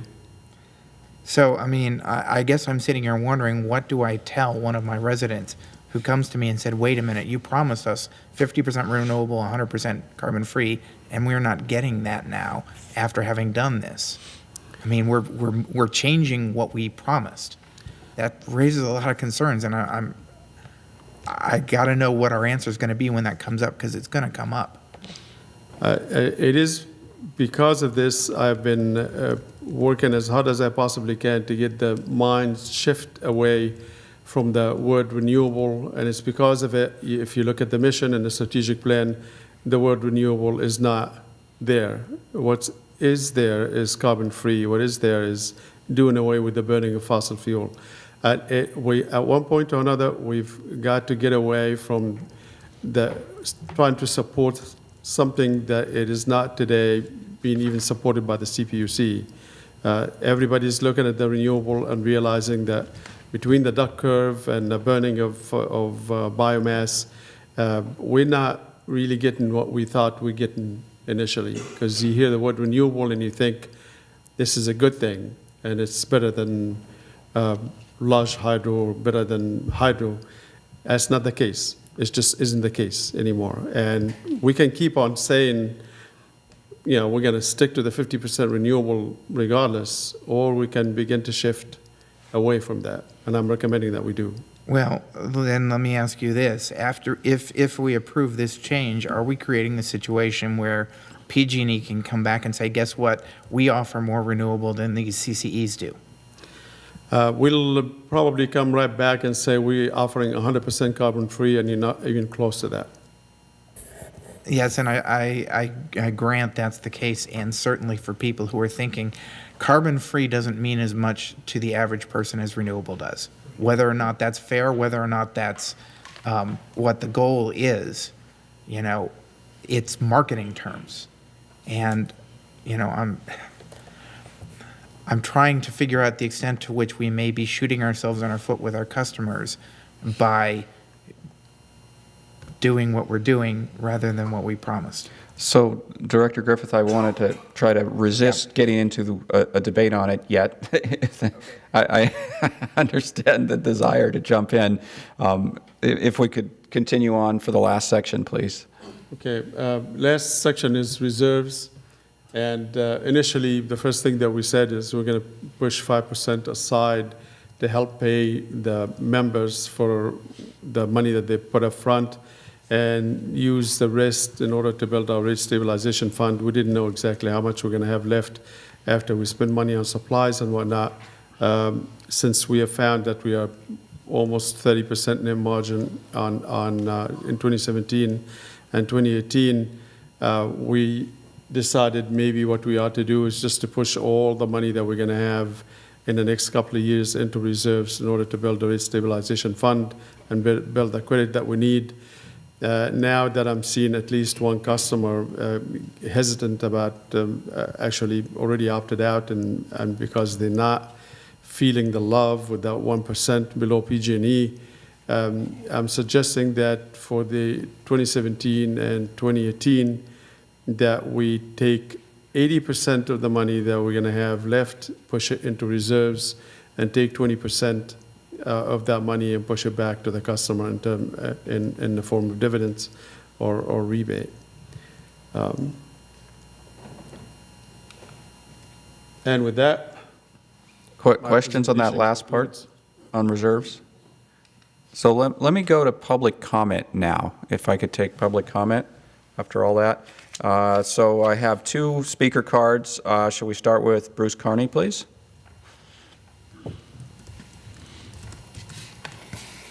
Hi, thank you very much. So I'd like to request two things of you tonight. The first is to take a pause on this until after you all come back from your vacations, particularly with respect to the rates and the rebates to the customer and the decisions about the product mix.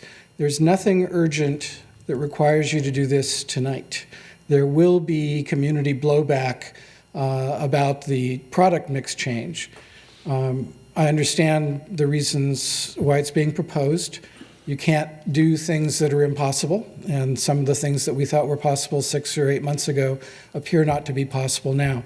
However, there are a variety of alternatives, and let me direct my focus not so much to the product mix, but to the rebate idea and the programs that I think all of us who are involved in helping to set up Silicon Valley Clean Energy thought would be what most of the excess revenue would be directed towards.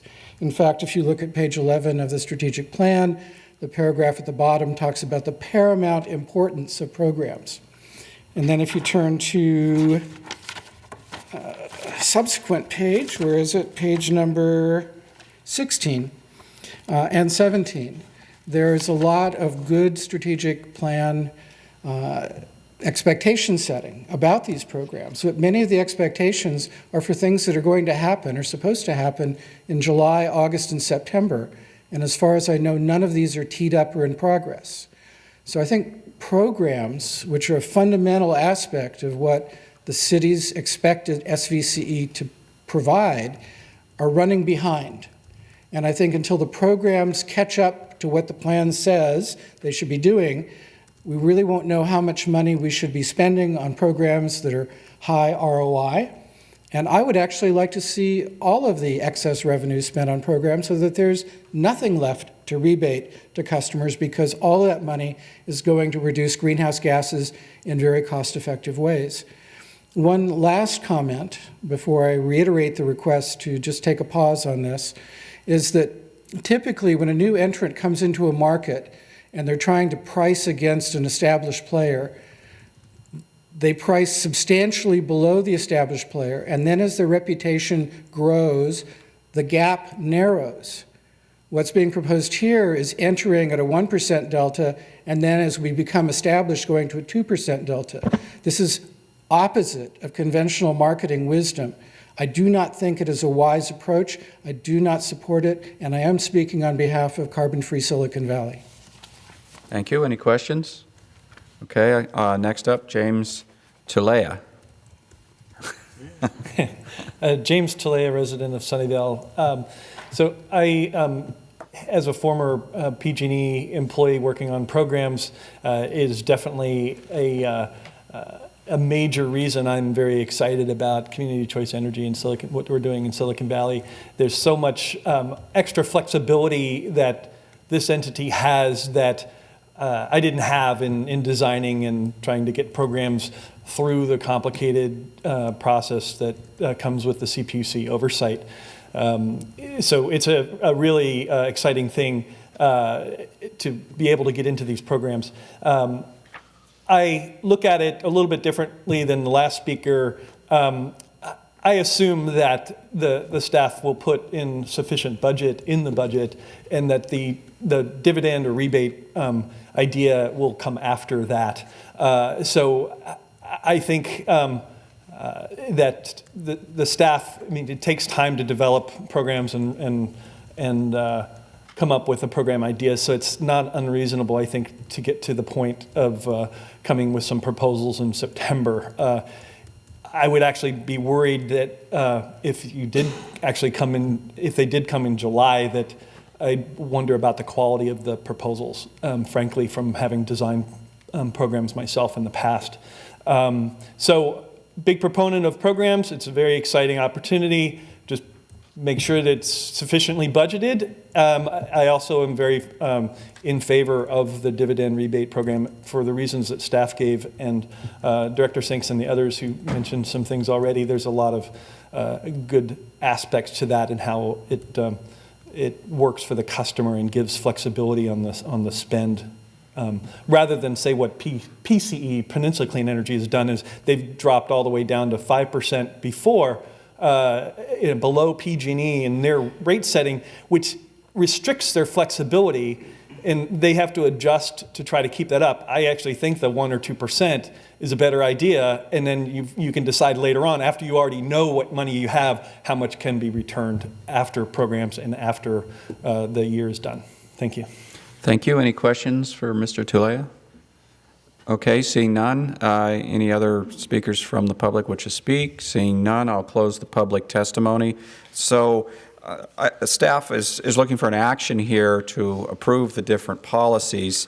It seems to me that maybe we tackle them sort of one at a time, and maybe we start with the easy one, which is the funding program implementation. Such optimism. You don't want to tackle the Dr. Griffith? I have comments to make, and unfortunately, I see it all wrapped together based on the comments I want to make.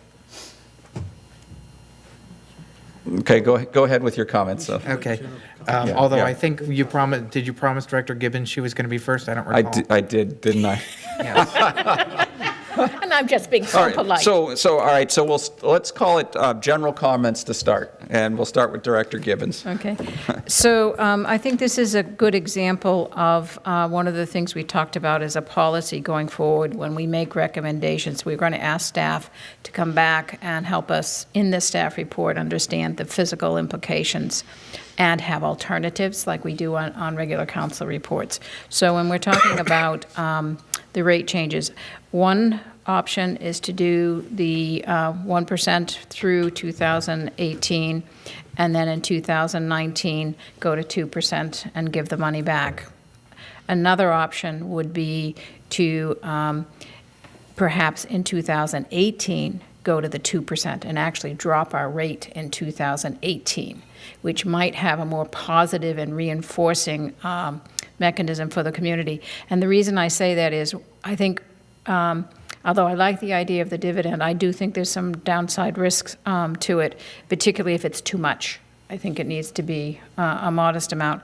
But I think people would be, what we're looking for, I hope, is to give confidence to our customers that we're doing a good job, that we're financially good managers, good decisions, and can show that by saying, in fact, we've been in business for 6 to 9 months, and we can drop our rate. So I think that would be an effective way of managing it. So I think there's a couple of options there. And another option might be that we really do invest in, I'm looking for perhaps tying into, I'm very concerned about switching messages, completely very, very worried about that. And I'm trying to learn not to say renewable, but I'm having a hard time.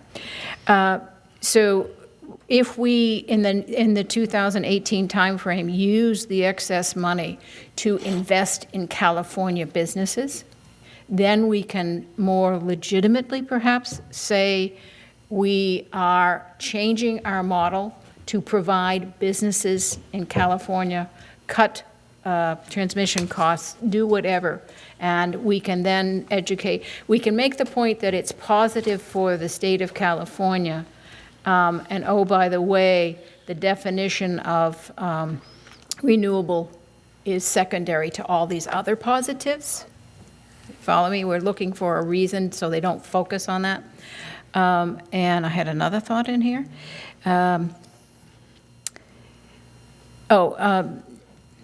So I'm wondering if we should be right now with our sign up as of July 1st trying to push 100% renewable at all. I think we might want to totally back off of that as fast as our little patooties can allow us to do it, because we're going to have trouble. And I don't know how much trouble we're going to have with the corporations that you've met and Don has talked with and made these agreements with. It's so much in people's mindsets, renewable, renewable, renewable. So I'm a little worried about that, more than a little, actually. And let's see, I had one other point. The other comment that isn't part of this is the state of the purchasing of solar power and the fact that PG&E, two more points. PG&E is, PG&E is dropping or increasing their percentage of renewable and greenhouse gas. They're marketing it. We have to look at what they're marketing. And they're marketing to exceed state requirements. So we have to be careful, just as someone said, that we don't get caught under that curve. I think that's a very significant risk. And I think I'm trying to think how else to say this. The fact that the solar power, if I'm saying this right, is coming in so low that it's really altering the market. But in order, what did you call it? Time of use pricing, right? I think time of use pricing is something we really have to consider in this discussion, because I certainly am not clear. I think I understand, but I'm not clear in understanding how it impacts these decisions and how the customer is going to look at it as a marketing issue of time of use, and how our proposal for 2019 is going to be addressing that. And so that's what I'm looking at as another alternative to incorporate. So I'm not sure how clear I've been, but to me, there's a lot of other iterations that we need to look at, and we need to look at them in terms of marketing and consumer and commitment to the consumer, and giving them something better than what we've already sold them. So if I could just make a responding comment. So one thing to keep in mind, you mentioned dropping rates for 2018. We're going to have, PG&E's planning to drop rates, so we're going to have to drop rates to stay under theirs, and then the PCIA is going up. So ours is going to drop even further to keep the total below. You just proved my point. We need the math, we need the numbers, we need the whole picture of scenario A, scenario B, scenario C to really understand the policy. That's exactly my point. Yeah, I can give you the math really quickly. Between the drop of PG&E's rates and the increase in PCIA, at least the preliminary numbers that we have seen, it looks like our revenues will have to drop by around $14 million, so we can stay at 1% below PG&E. If we want to go to 2% below PG&E, then we're going to have to drop another $2.2 million. So it becomes 16. But that might be better, I'm just saying, for the board's consideration, that might be better than giving money back. Yes, I'm not saying this is a bad idea. I think it's a fine one. And I think our estimate now of how much money we're going to have left after we spend everything on everything is somewhere around 56 million. So if you take about 16 of that to make up for the adjustments that PG&E have done and come in with another 1%, then we're looking probably about a $40 million, $40 million surplus. I'm recommending, that's for 2018. For 2017, it's less than that, obviously. I'm recommending that 80% of that will be pushed into reserves, 20% will be returned as dividends, so that another $8 million you can take back to the customers in terms of dividends, which comes to about 3.5% total. And where do programs come in that equation you just gave us? I want to emphasize the program issue because it's really disturbing me that people think that when I say we need to give dividends to the customer, that means we're not going to be doing programs. It's just absolutely not correct. That's why I wanted you to tell us what it was in the programs will be budgeted in the beginning of the year. You'll have an opportunity to look at all the programs that we are recommending, how much they're going to cost us. We'll put a certain amount of money to fund the programs that will be done up front, and that will be part of our cost. And at the end of the year, when we spend on programs, we spend on power supply costs, we spend on everything, we're going to end up with a pot of money left. Some of it gets pushed in reserves, some will be given back to the customer in terms in the form of dividends. Then we start the next year all over again. Same thing happens again. There will be new programs, there will be new costs for those programs, and the same cycle repeats. Programs is budgeted for upfront, dividends are given at the back end. Let's go to Director Griffith, please. Thank you. When I'm looking at this and trying to determine what kind of a policy I want to adopt here, I go back to the principles and promises that were made when this organization was being proposed. And I'm looking at all of these things that we're talking about and differentiating between them with that in mind. And I say this painfully aware of the fact that there is an outreach meeting in Sunnyvale tomorrow, and I'm going to have to look people in the face and tell them what I believe to be the truth. With that in mind, I believe that when we talked about this, when we approached cities, when we approached residents, we said, the primary benefit of this was that you were going to be offered a product that was considerably greener than PG&E at a price that was comparable. And that's the phrase we always used. And that there would be additionally a 100% renewable product that people could pay more for. And certainly when we said that, the numbers that we consistently tossed out were 50% renewable, 100% carbon free. Those were, in my mind, in my mind, promises we made. We certainly talked about programs, and everybody is interested in programs, but nothing specific was ever promised.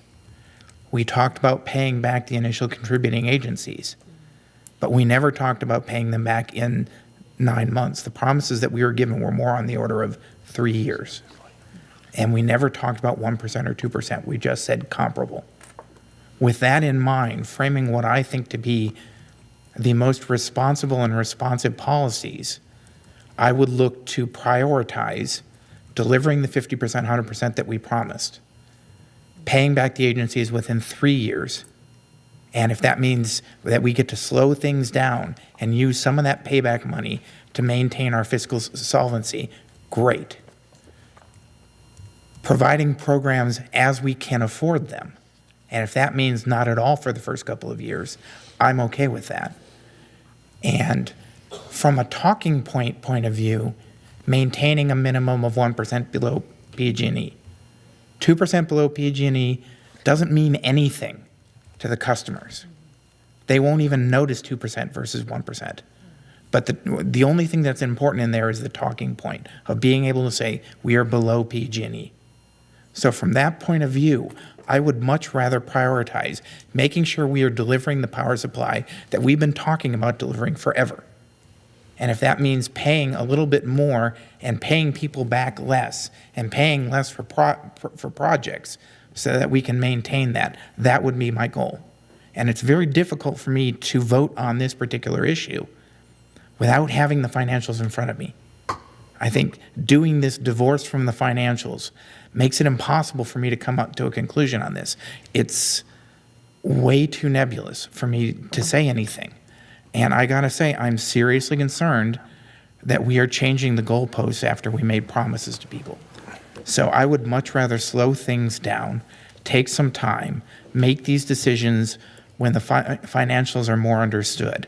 And I'll point out that the longer it takes to establish some of that, in theory, the better the financials get. While I understand we are definitely at a threat from the CPUC doing whatever they're going to do with PCIA. PCIA over time is supposed to decrease. And there is no logical reason for justifying it increasing over a 10-year period than decreasing. That's one I think we can hopefully count on. Also, energy prices are going down and the supply is going to increase because of the demand. So I would say hurrying to put this in place now without sufficient information is not the best approach for this body tonight. And frankly, given the proposal that's in front of me, I personally would have to oppose it because I don't believe it meets the goals that we've been trying to establish. So. Okay, so first I want to call on myself a little bit since I don't call on myself very often. We haven't really mentioned it too much tonight because we've talked about it, I think, in this before, and we certainly talked about it in the risk committee meeting, and I think we've talked about it in the executive committee. I'm forgetting all the places we've talked about it. But part of what has brought us here, it's become sort of this, should we be renewable or should we be California? And that's where this whole PCC 3 versus PCC 1 discussion came in. And to sort of meet these promises that Director Griffith is talking about, that puts us back to probably going more towards PCC 3. So for me, it's what do we want to try to do more? Give up on this, using the word renewable, or do we want to let go of this, we need to be in California as much as possible? And we never made that promise, but there are people that criticize the CCAs if they try to go outside California. And so that's just a little bit of why we went in this direction from where we were originally aimed, was because of this concern. So I think I promised Director Sinks next. Thank you. I've become increasingly concerned as I've talked to experts about renewables and California's RPS. I think it's flawed. I think we can be leaders in saying that. I don't necessarily, I agree that we don't necessarily need to settle this tonight, but I do think if we make a responsible shift for the right reasons, our principle here wasn't renewables. Our principle was carbon-free. And if we are now recognizing solar as coming in at $1 wholesale, we're going to have more and more and more incentive to build solar in California, and that's terrific. But what are we doing to make sure we have an always-on power supply? How is the state helping with this? If all we talk about is renewables, we're going to be in real trouble. I'm told that we have a hard time finding anybody willing to build more wind power in California because we're concerned about the birds. Okay, so then what does that leave us? Do we have any geothermal? Not much, right? That's a very fixed, limited resource. And I think we have to start sending a message to regulators that the RPS either needs redefinition or it's no longer the gold standard by which we want to run this agency. I frankly think you can send a message to people that we are green, and carbon-free is green. That's okay. I agree that a lot of people use renewables not really understanding that there's a specific definition for it. But, I mean, gosh, at the end of the day, my goal is to mitigate climate change, and that's really the overriding priority. So I think, as a matter of realistic policy, big hydro has a huge role to play in an always-on power supply until such time as, maybe we can figure out how to get storage that really is economical, and we can build out massive amounts of solar and store it during the day so that it's available during the evening when the duck curve comes up again. But, I don't mind this agency actually demonstrating some leadership by saying, there's this falsehood here with renewables. What we promised our residents was green power, and I think we have, a right to consider how we modify our product offerings over time. I don't think we promised that we were always going to have this particular mix. So I also respect, though, that, we are 18 months away from 2019 at this point, and we don't need to decide this tonight. This may be a debate that we better have over a few months. I do think sending some, having board members make some comments so staff can be thinking and integrating, and if this comes back, preparing that would be helpful. I've already commented on a couple of these things. I think it's responsible, given the substantial surplus we're going to have this year.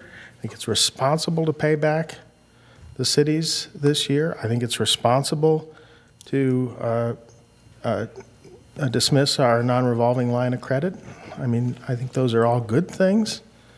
If we were in a position where we had offered what PCE is doing, or even more, we wouldn't have this cushion, we wouldn't have the reserves, we would have much less flexibility. And I think there are uncertainties, right, that also factor in this plan. God knows if we can afford a rebate of 2% in 2019. You have a better crystal ball, sir, than I do at this point, right? Because who knows what the PCIA is going to actually work out to be in 2018, and particularly then 2019 or the PAM. So, I mean, for a planning scenario, if you want a number, sure, let's talk about 2. But with all due respect, I do have some questions about how do we even know what PG&E is going to charge next year? I thought that they set rates sort of on January 1st, and we set our rates like in February because we wouldn't even know until January what they were going to do. I mean, how does that work? Usually the first filing that they do is in June. So they pretty much tip their hand to the CPUC saying, yeah, this is how our rates are going to look like, this is how the PCIA is going to look like, and so on. And so would we wait till February to adjust our rates? And generally between June and November, there would be the push back and forth between them and the CPUC until they settle on the correct numbers.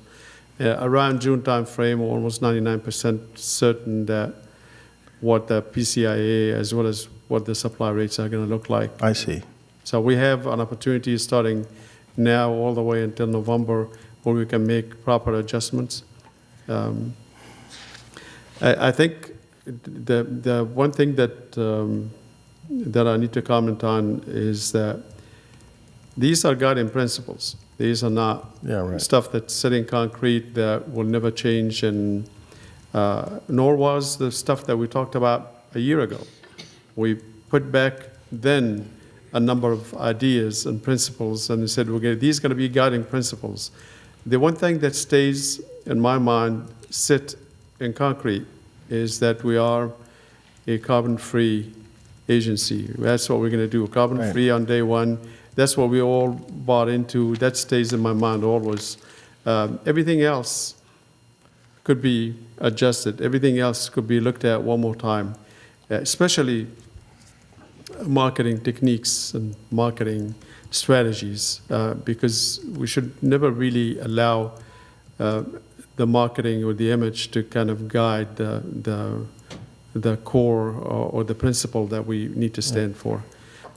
So again, many of these are just guiding principles to allow us to start looking at the numbers. So when we come to you next month with a 10-year forecast, I'm advising that whether it's going to be based on these principles or on the other principles, or on both, and that you choose at that point, which way you want to go. In order for us to begin to look at the numbers, I need to know which way I'm going to look at it.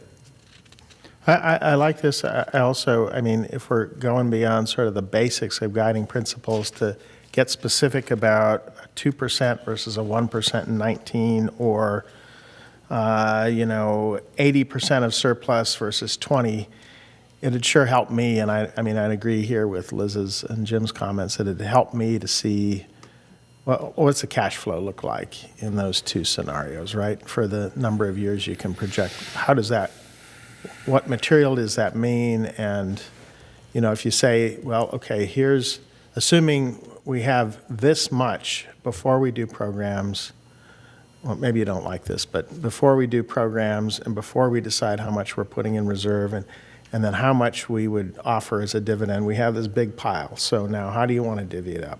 I mean, yes, for the next year, we can think about X going to programs and this much applied to our reserves, and then this much applied to a dividend. It would be helpful to try to quantify these things that we're trying to quantify in this plan with some cash flow scenarios. Yeah, that I don't mind. I think if it helps any, we can come back in August. By then, we already have some idea about what the budget numbers are all going to look like. We already got them all, including the programs and everything else. Then what we can do is look at the power supply cost using the old principle, 25% of this, 25% of that, and so on. And we can look at it with this approach and basically just say, here's what the budget would look like if nothing has changed, if we made no changes at all to the way of thinking that we already shared with you back in June and July of 2016. Yeah. And we can work the same numbers again with these set of principles and let you call the shots. Yeah, for example, assuming there's little to no PCC2, right? For example, because that is a big change in our supply from when we got going. And that was going to be a quarter of our power supply, and now we're finding that there's really not a market. So, okay, we got to make an adjustment. And that's what you're attempting to do here. So I'm generally supportive of the ideas here, but like the others, getting some cash scenarios would be great. And I think I'll leave it there. So let me ask two questions before I go to Director Abe Koba. First of all, when we set the budget in the beginning of the year, how uncertain is the number of dollars that are going to actually come out at the end? It would.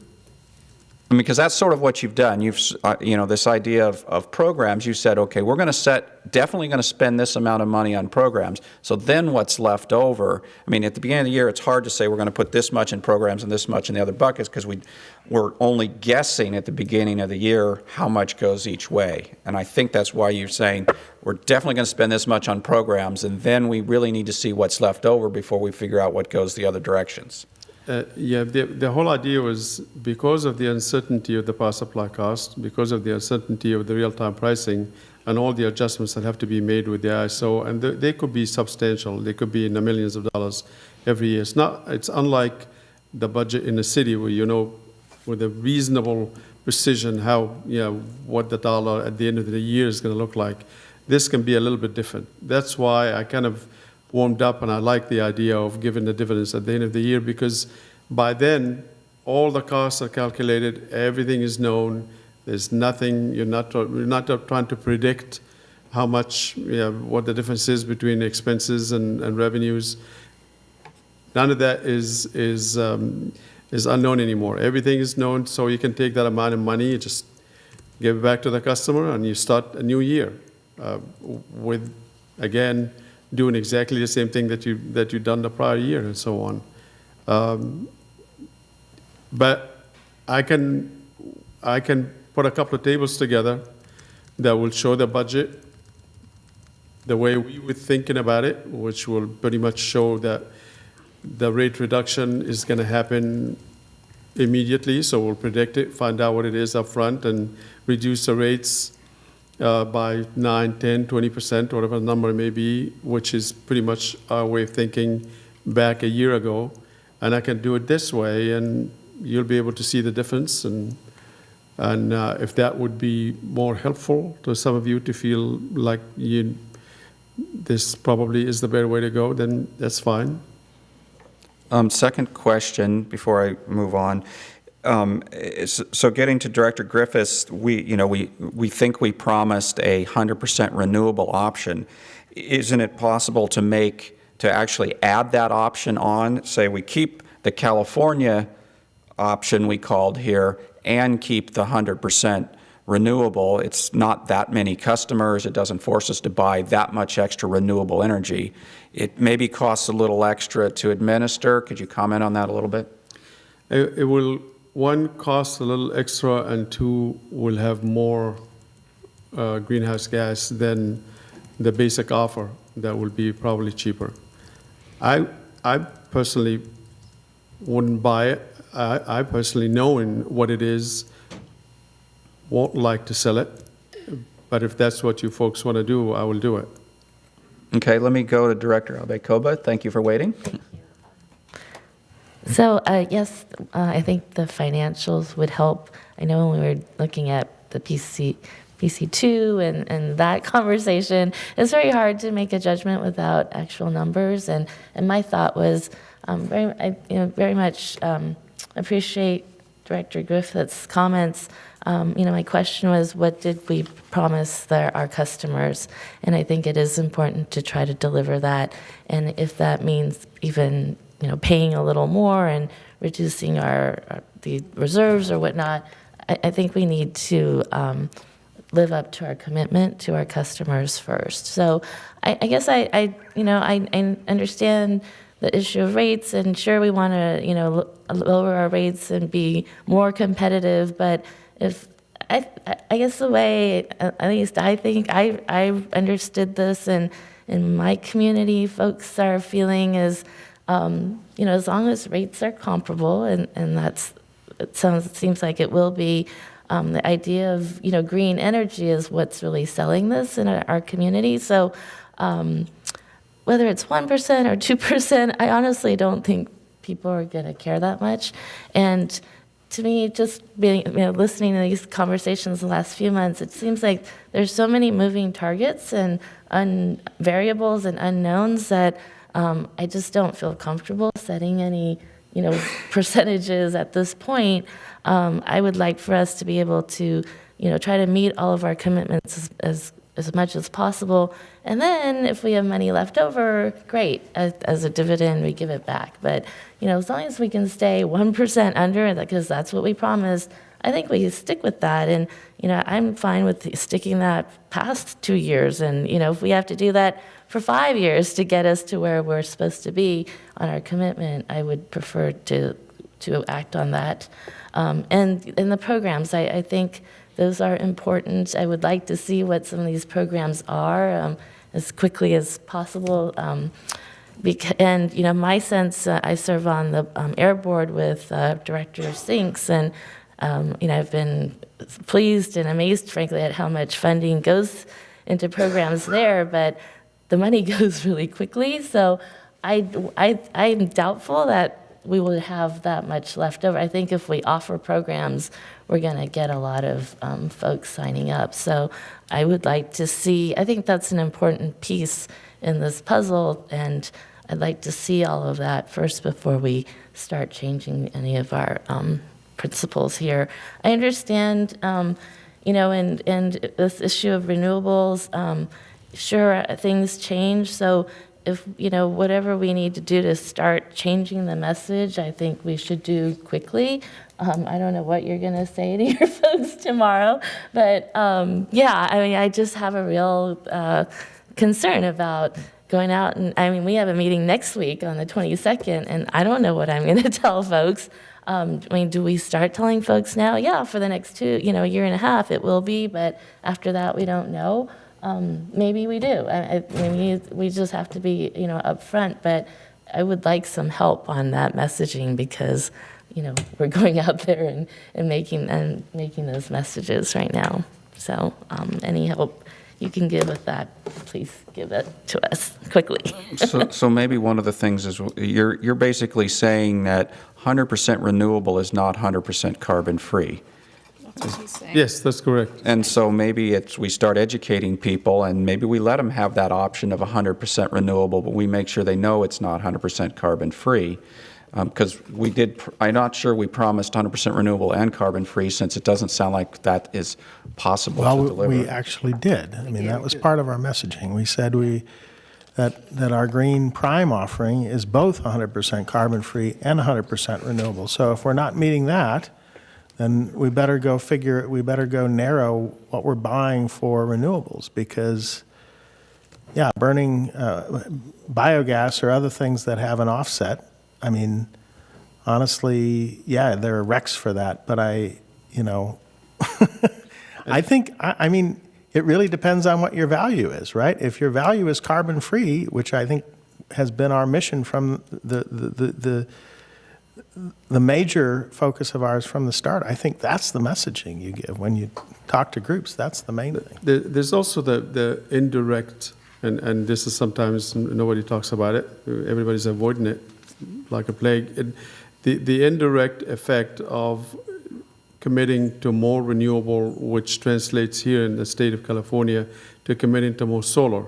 And more solar dips the curve in the middle of the day and it forces the operators to start rounding down or winding down the natural gas supplies out there, then ramp them up again in the afternoon, and that produces more greenhouse gas than just to keep them running flat.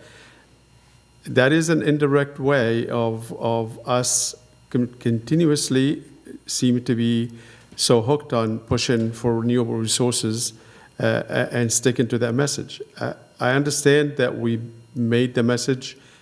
The question is, do we continue to just push that same message indefinitely, or is there a way to wind ourselves out of this? I think it's a miss, and we need to wind ourselves out of it. I would also add, people are asking for the finances of things. I think they need to understand the risks also of, there's certain dollars associated with the different choices we're talking about, but there's different risks for how quickly those could change and back us into a corner. And we need to, have all the board members really understand which routes have a lot more risk to us getting into financial trouble too. And that's maybe hard to quantify. We've talked about it a lot in the Risk Oversight Committee, so some of us have some, and I don't know how we can kind of share that with the others, but that would be helpful also. Director Yulo? Okay. There's like 6 of us that want to go. I just wanted to start. I had 2 questions for Tom. Tom, in terms of, Mr. Carney mentioned the urgency or lack thereof. Did you bring this to us tonight primarily to assist in budget preparation, or because we're getting close to finalizing our purchase of power for 2019? We haven't started on 19. We will be preparing an RFO to begin to line up some long-term PPAs. Obviously, that needs to take into account, what kind of power supply mix we're looking at. What I've been telling everybody, all the developers that came to visit, is we're going to be diversified. We're going to be looking for a small quantity, not something to cover 50 or 60% of our needs, but something to cover 10 to 15%, which may be roughly about 100 to 150 megawatt. I've been telling them that it has to be a mix of solar and storage and wind. And you're going to need to figure that mix out, and that's what you need to offer us if you want to be in the game with us. That is driven and guided, quite frankly, by some of what I've just laid here tonight. That's what I thought. So you wanted to start that in August, as I recall. Yes. So that's why you're... We want to start the RFO in August. We're in the budget to be at least proposed in August. But to the extent that it will give this board more comfort, I'm more than happy to come back in August showing you what it is, given where we're at, and what it will be, assuming that we go a different route. The second question I had is the recommendations that you've made with regard to changing our power mix, for example. Is that primarily driven by affordability and the high expense of buying all the bucket one renewables, or just to reflect operational realities and how you think the organization and the grid should be run? One, I would definitely would like to take advantage of some of the available credits on carbon-free coming from large hydro nowadays, given the fantastic water year that we had last year. And I think there are a lot of offers out there that are pretty decent. Two, it does take into consideration the reality of the cost. And I've shared that with you, with the board, almost a year ago, showing what it will take, for example, if we just take all of our surplus and direct it to buy Type 1. And you have seen that all of it got consumed, and we still couldn't get to 100% renewable resources because we're paying a lot premium for the Type 1 being what it is. And I've shared also different approaches with you, and eventually we settled on a 25, 50. That's how that number came about. We can do that again. We can just go back and re-examine. Here's the surplus that we have. Let's put 50% into Type 1 instead of only what's required under the RPS, and see what that number comes out to be. I think Director Bruins earlier tonight said having options to choose from and seeing different things would be appreciated in the staff report.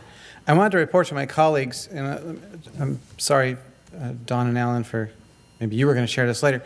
There's been a lot of talk about programs today, and so earlier today, many of us in the room sat together, and I wanted to just let the board know that the staff has developed, along with some city staff, 10 really good ideas of programs, and they're getting honed down, and they'll be coming back to the board shortly. But very impressive job so far. I'm very encouraged, and some great things are going to happen, and that's for you too, Bruce.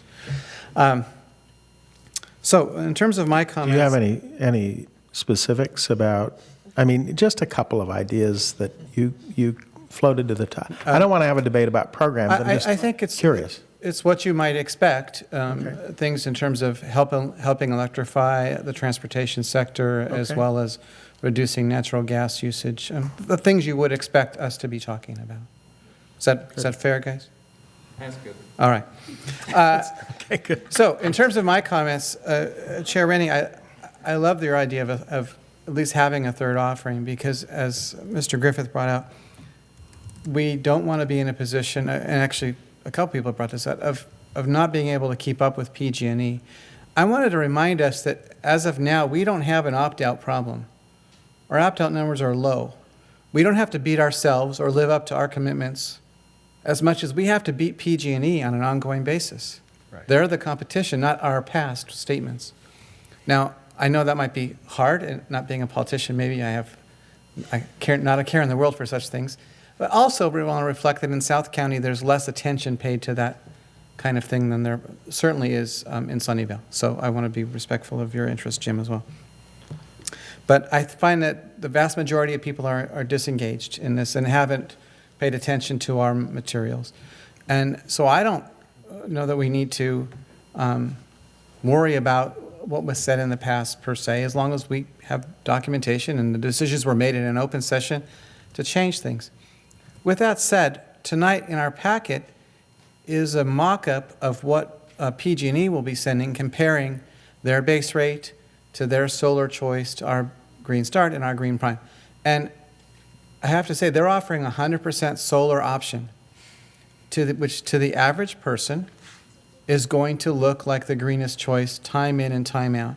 And so I think it's important that we remember that and that we keep something in the mix that competes with that, because what I was telling people is we're greener and cheaper. And I want to be able to continue to say that, just those two words together, greener and cheaper. So with that, I think that it's important that Green Start always exceeds the RPS minimums.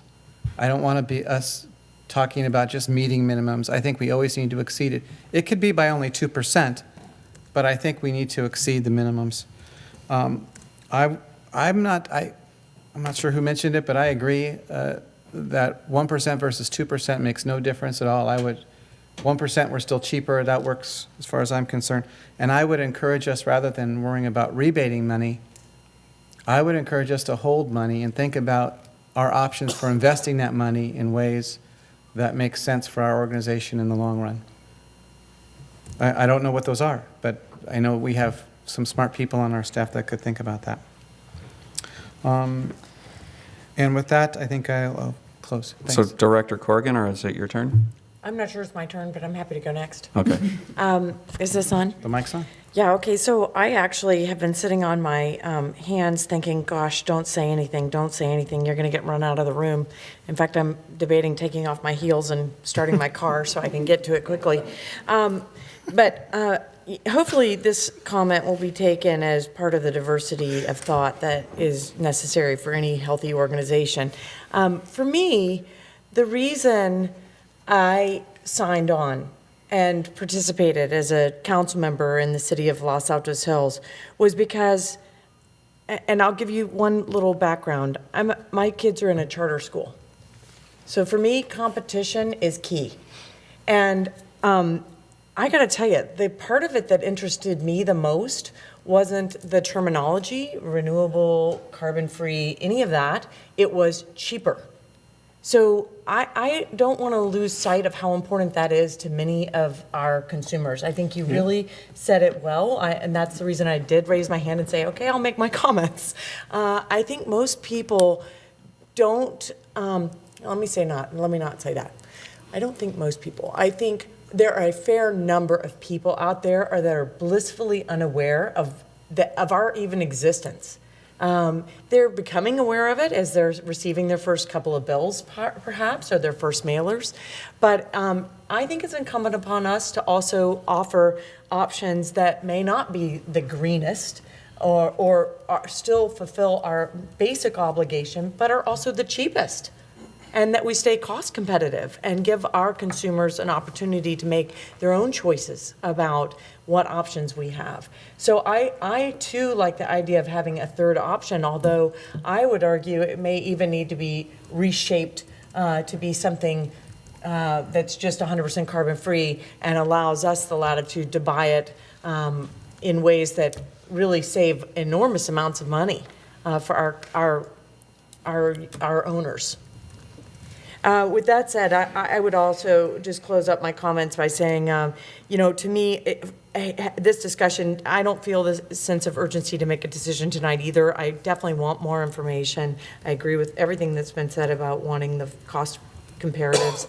And ultimately, I would argue that if we proceed in any direction with any of the ideas that have been floated tonight, that we really have an education conundrum here. How do we educate our consumers Because that's really, at the end of the day, what we're going to have to be doing here if we're going to survive. We have to educate them about what's available, what it costs, why it costs more, why it costs less, why it's available, why it's not available, why I've got to go out of state to get it, why I can get it back in your backyard.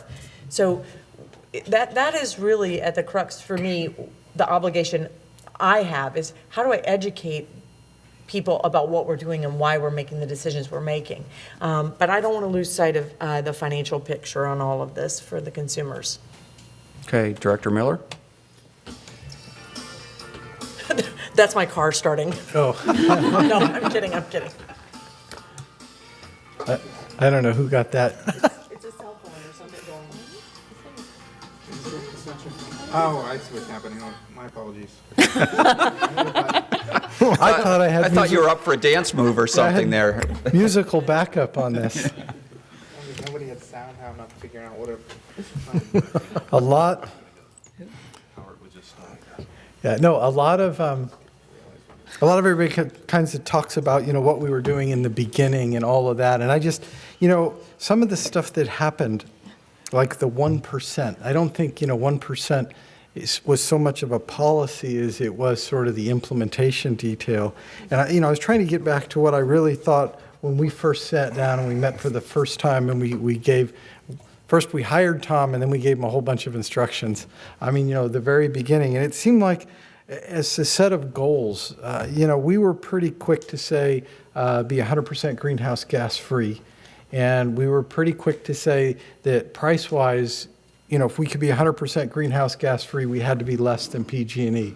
And if we couldn't get less than PG&E, then we were going to give up the 100% greenhouse gas free, much like many of the other CCAs have done, or CCEs have done. In fact, when we originally started, that was what staff had proposed, was not being 100% greenhouse gas free. And many of us kind of got onto we should really push the greenhouse gas free. And many of us have known for years that burning garbage in Stanislaus County really shouldn't be considered renewable, but it is. So the definition of renewable is sort of bogus. So it seemed like we agreed pretty quick that we should track PG&E. We should be less than PG&E. Staff proposed 1%.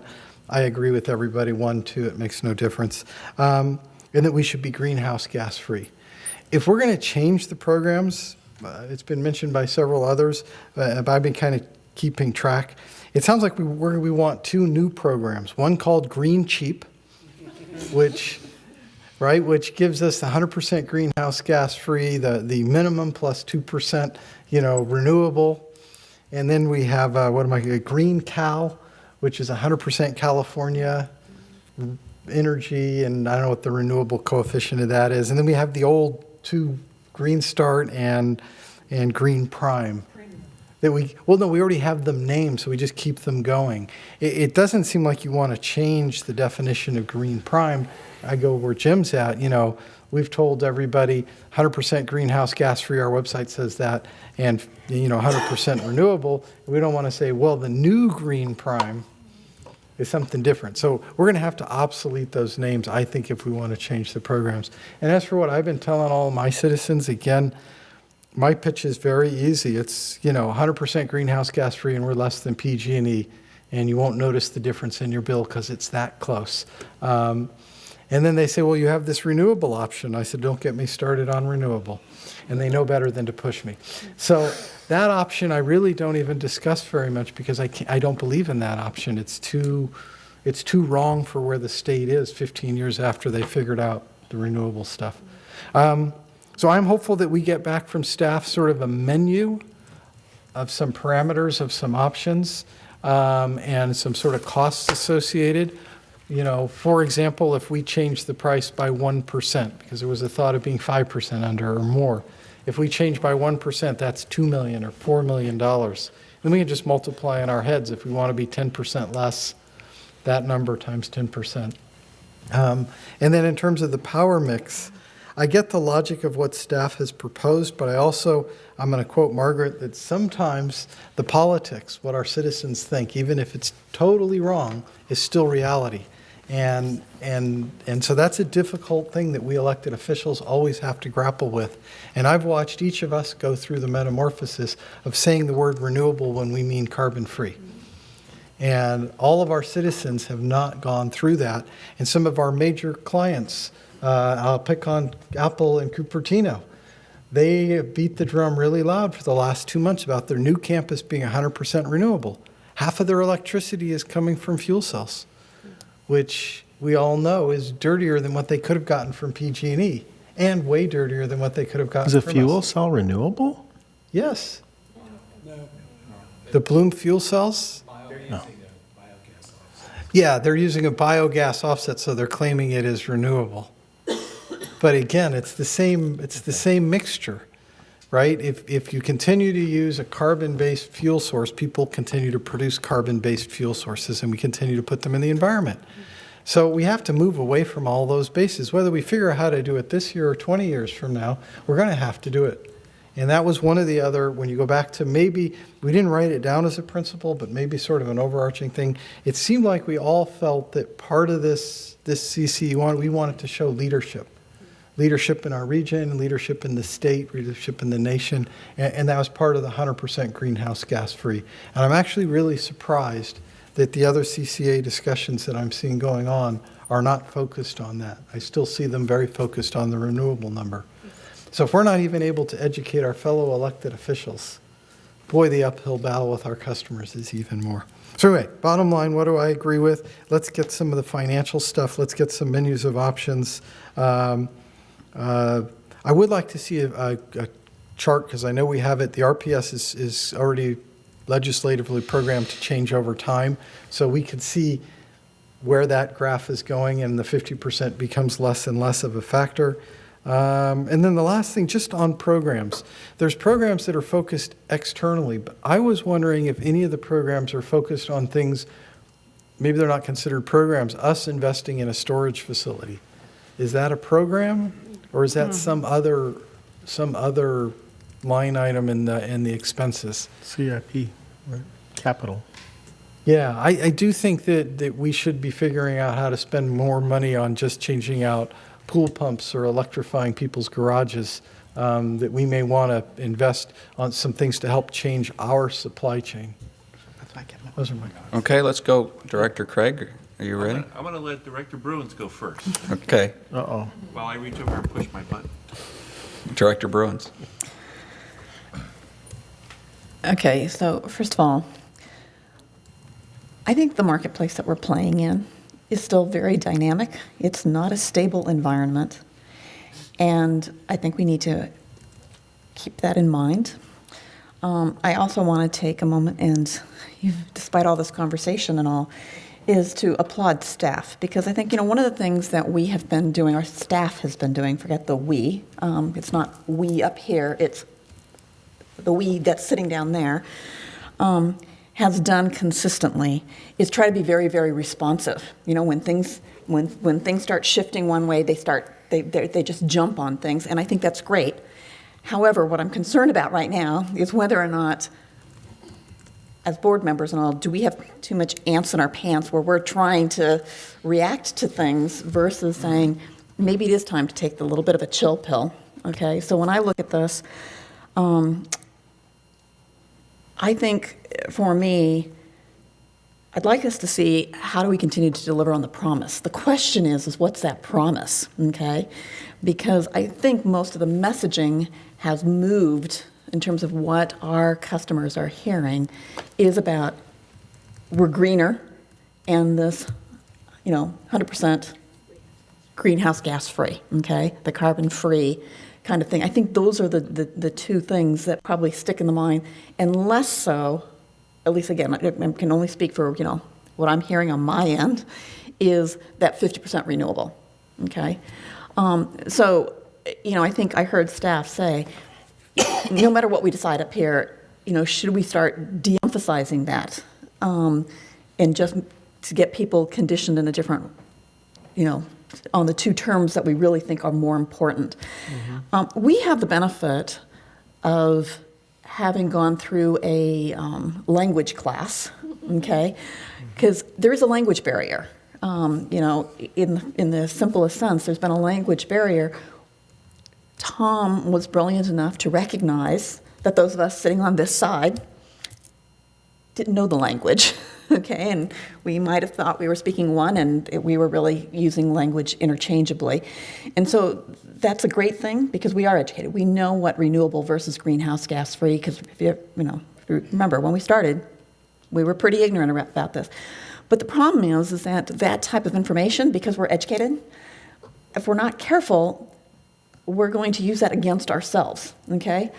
Another example where we did that was, if you recall, when we were putting together all the literature, the mailer that was going to go out, those 2 mailers beforehand, we were sitting up here running that risk of wordsmithing because we were behaving as if it's an opt-in program versus saying, no, wait a minute, this is an opt-out program. So sometimes having too much information can be dangerous because the engineering side of our brain start taking us on a path that could be working against us. So when I look at this, I would like us to try and figure out what is a clean message, and from this point forward, I don't have a problem putting the emphasis on the message being the greenhouse gas free, the greener, and starting to get a little bit quieter on the renewable. It doesn't mean that you don't answer the question when asked the question, okay? The other thing is, and Director Illo, you mentioned this, and I want to go back to it. There is in the CEO's report, there is a mandatory annual postcard that goes out. And I think that needs to be the thing that we hold in front of our faces. What do we want that to look like? It's in our packet, okay? And it very clearly goes in and shows the dollars. And I'm going to echo Member Corrigan on this one. I do believe we need to be, even if it's just this hair underneath that, I think we do need to be below that. And I think we need to make a decision that makes sure that we stay below that. So we think about when that postcard comes out, we want ours to be less. How much less is still debatable? I think that's the financial numbers will kind of help us decide where we want to go with that. But I don't want us to lose sight of staying below that. So if it means doing a little adjustment, I'm okay with doing that little adjustment, but I'm using that postcard, that annual postcard, because I don't want that next postcard to flip this. I think that if I were to hold on something, I want us to try and hold on the message. I don't want us to get this overreaction. I agree with the speaker. I actually had already written that down in terms of why do we need to make the decision tonight? And is there a piece of this, not the whole thing, is there a piece that's critical and time sensitive tonight? Let's identify that and have that discussion. But other than that, let's bring back the financials. Let's look at this. And part of that ants in the pants, I'm not sure, and maybe I need to start my car and take my heels off. I'm not convinced that in August, if we're going, because we're going quiet in July, in August, I'm not ready to start talking about new product offerings. Okay, to be perfectly honest, we haven't even completed a rollout yet, So I'd kind of would like us to hold a little bit. We've got 2 products, hold constant on the 2 products. Let's get through the true rollout, huh? Why not? Well, so if we can hold to our 2 products, the Green Start and the Green Prime, rather than bring in an option 3 or an option 4. If we need to bring in an option 3, then let's give me a reason to do it, not just because our creative minds are trying to come up with yet another program, okay? Because I think we could come up with, another product. Let me see.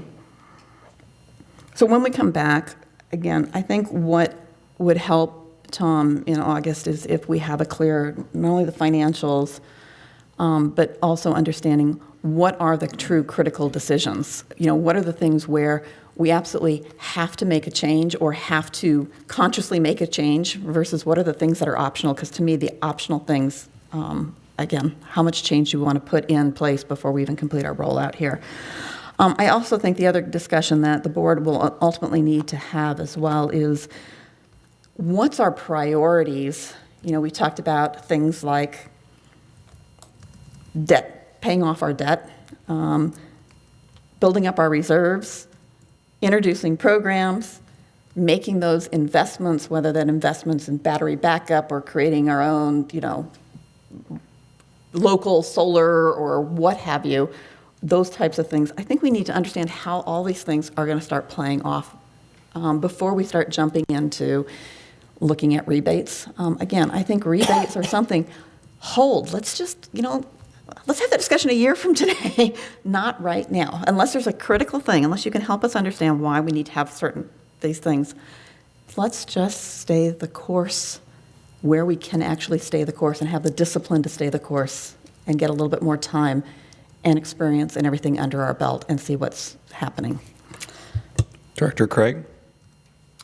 A couple of things. I'll try to make this really quick. I agree with Director Corrigan in terms of, I think a lot of people don't even know what SVC is, that they don't even know that we exist. When I talk to people, 2 messages. We're green, I can fill your Tesla cheaper. That's all they really care about. I don't need to talk about green prime or this or that or renewable or carbon free. Those are the only 2 messages that I need to get out there, and people are like, oh, well, that sounds great. I'm glad I was automatically put into this program. I don't think I'm going to get out of it. And that's all we really need to do is stop people from getting out of it. Howard, I have to say I love your idea. And as I was listening to it, though, I was thinking about an experiment that I read about where they gave people a box of cheap chocolates, Milky Ways, and then they gave them this beautiful Walt Whitman super duper sampler that was worth hundreds of dollars. And the majority of the people took the chocolate that was cheap. And they asked them why. They said, because I didn't want to make a choice. And if we start giving them a lot of choices, they're going to be so confused. As I'm thinking about this, I'm thinking about my mother who's 75 years old. And if she had to pick one of these, I'd be on the phone with her for 4 hours trying to tell her which one to pick. Again, a great idea. I'm just not sure if it's really practical. And then the third thing. I think there might have been a misinterpretation. It really wasn't an idea. It was a statement that if we were going to change what was in the box, we'll probably want to rename the box. Right. And then the third thing is that we're early in the game. We get to set the message. And I think that we've got a terrific staff. I think they got a lot of work ahead of them. And let them take this and run with it. And for example, I've been reading and hearing a lot about the same thing with renewable energy, and I'm seeing more people calling it soft energy, for example. Maybe we make that our mantra and we run with it. I don't know. I'm just, like I said, I'm going to keep it brief. Director Gibbons? So apologize for interrupting you. I have the distinct impression that we have no choice, that we have to make a decision on what we're going to do because we cannot stay for the time being, no matter how much we want to. We cannot stay where we are because you've got to stop buying coming up. You've got to start setting the regs. And the product that we have has to change. That's the message that I've gotten from you. I think the question really is, there's a lot of people wanting to hold off on a decision. Can you give us what are the ramifications of holding off on a decision? And as Director Bruin said, are there some places we could make a decision that would really help out? That's not the full decision. There's none of these have to be made tonight, otherwise something's going to fall apart. So let me just get that out of the way. What I'm hearing from, I think, just about all of you is, one, take all these things and break them into pieces. Get them out from 5 or 6 different recommendations and have each one of them have its own staff report and its own recommendation. And when you bring it back, bring some numbers to go with it, and also bring us a couple of options for each one of those policy guidelines that you want us to approve. And just to summarize, that's pretty much what I'm hearing. And if it helps any, I'm more than happy to come in August, taking each one of those and addressing it separately, and often use some options, including the option of staying the course, do nothing, and put in some numbers in front of each one, so you'll know in dollars and cents what you're looking at. Would that be something that you would all agree would be reasonable. Yeah, that sounds like what I'm hearing from a lot of people. Reasonable, but I would add that I'm not sure we need them one at a time.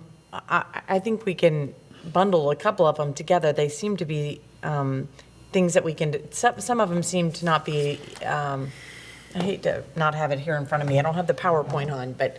Oh, you have that? Yeah, but this isn't, like you said, they're not the same. I guess, use your judgment. Bring them to us in 2s and 3s if you think we can get through it. Well, the problem is they're interrelated, so, I mean, you could look at them this way, or you could look at them this way, or you look at them this way, and they still connect together. Reserves and rates, for example, those are easily bundleable. So if I find any two of them that I can put together in one staff report, happy to. I think Director Griffith was next.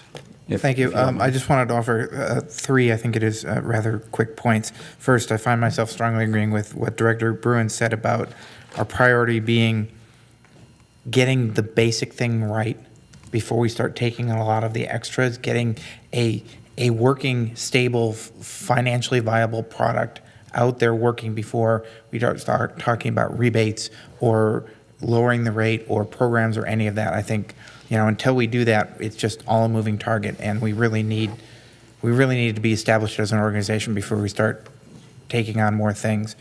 Second, and I suspect this is going to come across harsher than is intended, but it's kind of a pet peeve of mine.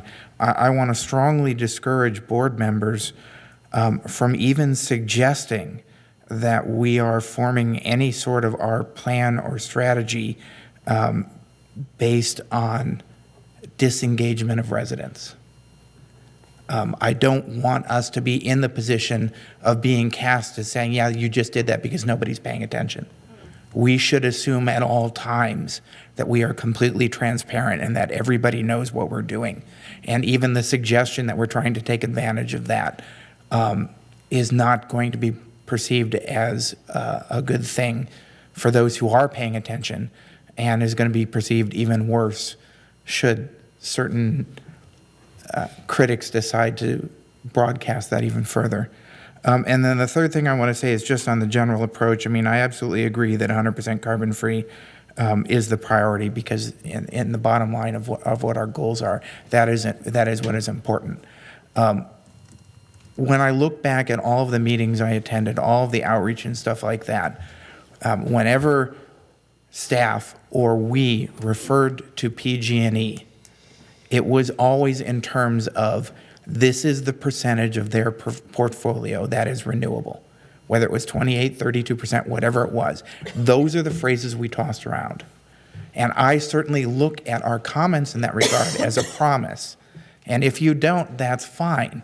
But the reason why we did that, and as far as I know, never once commented on the percent to which PG&E was carbon-free, is because that's what resonates with residents.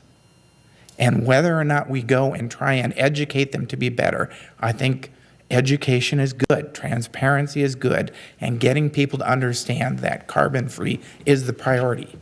But we should recognize, because we already have in all of our marketing, that renewable is a term that people understand, or at least they think they understand it. So when I hear us talking about moving away, I'm sensitive, because, all it takes is one Merck article saying, guess what? SVCEA is moving from what they claimed was going to be 50% renewable to 25% or whatever it's going to be. Just giving them a quote on the table. Well, again, we have to be honest in this. We have to be, we can't be playing games. And we haven't actually set a policy yet. So they can say whatever they want. We haven't actually done it until we've done it. But at the point at which we've done it, we're on the hook for it. And, I'm sensitive to the fact that we should do what we say at all times. And yes, it is true that we are opt-out, not opt-in. But creating the opportunity for people to say, wait a minute, you're not telling us the truth, is giving them a reason to opt out. So those are some of the things that I'm, in case it's not clear, I'm particularly focused on. And frankly, one of the reasons why I'm focused on it is it just strikes me as the right thing to do. So even, I'll just respond a little bit, even if we decide to not be 50% renewable, something less, we could still say we're always going to be more renewable than PG&E. I mean, we seem to want to, and several times we've said we want to compete with PG&E, so go ahead. Yeah, and I would say, you know, if our message is we truly cannot deliver on a 50%, here's what we can deliver, and we are still better than PG&E. It's an honest message, and it's one that works. But, you know, it still creates the reality of, yeah, I know this is what we said before. So Director Yulo. I just wanted to, Tom said you want to come back with different options and the dollars and cents of each one. I just wanted to make sure that we're also interested in the greenness of the different options. I think that's an important element. And with regard to Mr. Griffith's comments, I agree with you to a point, but at some point we can't live with past commitments forever. It seems like if we've recognized that there's a greener option that actually is superior but is somewhat counter to what we said in our formative months, then I think if it's well publicized and we make a decision in a public session, then that would be a change. And I think it's an acceptable change. So we're almost at the 3 hours I was trying to avoid. Director Bruins. So I guess to make sure that we're clear on this, when you bring this back, Tom, I want to say one of the things that we need to be brought back is what does it mean financially to stay with 100% greenhouse gas free and the 50% for the one product for renewable and the other one 100 and 100. Okay, I think we need to understand that cost. Okay, not necessarily moving like the 50% renewable up any higher. It's just if we look at it and say if the promise today was that 150 and the 100, that's got to be one of the scenarios that you bring back to us in terms of what it's going to cost and what that means to us. Yeah, the idea was one of the options would be the status quo. Right. Whatever that is that we're doing today, what does it mean, not just in terms of cost, but in terms of actual greenhouse gas emission associated with it? Because you don't want to continue to send out a message that says we're 100% carbon free when we're not. Right. So I will make sure that the options are there and tell you what each one of them means. Okay. Then you get to choose. Yeah, because I think that speaks more to what Director Griffith is speaking to. I mean, it's if we've done our homework and we have a message to say in terms of why we've made a shift, that's one thing, but to just not be able to do that. So thank you. Okay, so process-wise, to wrap this up, the item said it had an action, so I feel like do we need a motion to ask them to return, or we just continue it? Okay. Do we need a motion to continue it, or? Okay. Well, it's not going to come back to you in the same shape. That much I can tell you. It will be separated in a number of staff reports, looking differently. So you probably not continue with the option because it's not coming back looking the same way. Not considered this one, yeah. Okay, so, well, let's close item number 8 then. I think we've all said our piece, and you're going to get opportunities in the future to talk some more. So we'll close action number 8 with no action taken. So quickly, board member announcements and direction for future agenda items. Director Miller? Sure. Saratoga's installed a DC fast charging station at the library, or the Saratoga Library, and the entire board and alternates and clean energy staff and air board members who gave us the grant are all invited to the grand ribbon cutting, which is at 4:30 on June 22nd. But do we get free electricity like we do in Palo Alto? No, in my city, we actually charge you to use these charging stations. But it is one of the first municipal DC fast charges that's up and operational and one of the very few on the west side. I'll say that my car is out there paying Director Sink's city to be charged, so. Thank you very much. And I also, one other note, I think staff's going to be able to help me out, and at least we're going to put up some mock signs that say 100% greenhouse gas-free provided by Silicon Valley Clean Energy, right on our posts that say EV charging. So when the press shows up, there'll be good pictures for us. Okay, Director Sinks? I'm happy to report that in our recent community survey with polling conducted between April 4th and 15th, 33.5% of residents in Cupertino have at least seen, heard, or read about Silicon Valley Clean Energy. So our awareness in Cupertino is 1/3 at this time. And that was in, early mid-April. So I would expect if we do this after our second enrollment period, we might get to the goal we've just set for ourselves of half? I'm happy to report that, and you might consider as you're conducting surveys the next time you do it to ask a similar question. It'd be really interesting, I think, and enlightening. I had a chance to meet with folks from NRDC last week and have a request for our next board meeting to consider supporting their initiative to expand CalISO to take management of not only California but the whole Western grid. Governor Brown supports this, Silicon Valley Leadership Group, Bay Area Council support this. And when we talk about resiliency and the ability for us to build more solar, one of the tools Carl Pope has talked about and others have talked about is expanding our transmission network and management. And so if we start by, Carl Pope's talked in his book with Bloomberg, talked about putting high voltage DC lines across the country, because currently, as we know, right, the two grids don't talk. But at least a first good step to that would be taking management of the system beyond California. So I would request that we agendize and consider supporting this at our August meeting. Finally, in discussion with board members from other CCAs in the Bay Area with regard to our role in legislative advocacy, that's not simply staff meeting and experts like Hillary doing this, but our role as board members of these agencies. We think there's a time coming in the not too distant future when board members of all of our agencies, across our agencies, need to be prepared to step up and it's going to be all hands on deck time to weigh in Sacramento and San Francisco. And we think that's what's needed for all of us to be able to communicate and articulate clearly as a clear strategy. We need to be able to make key points.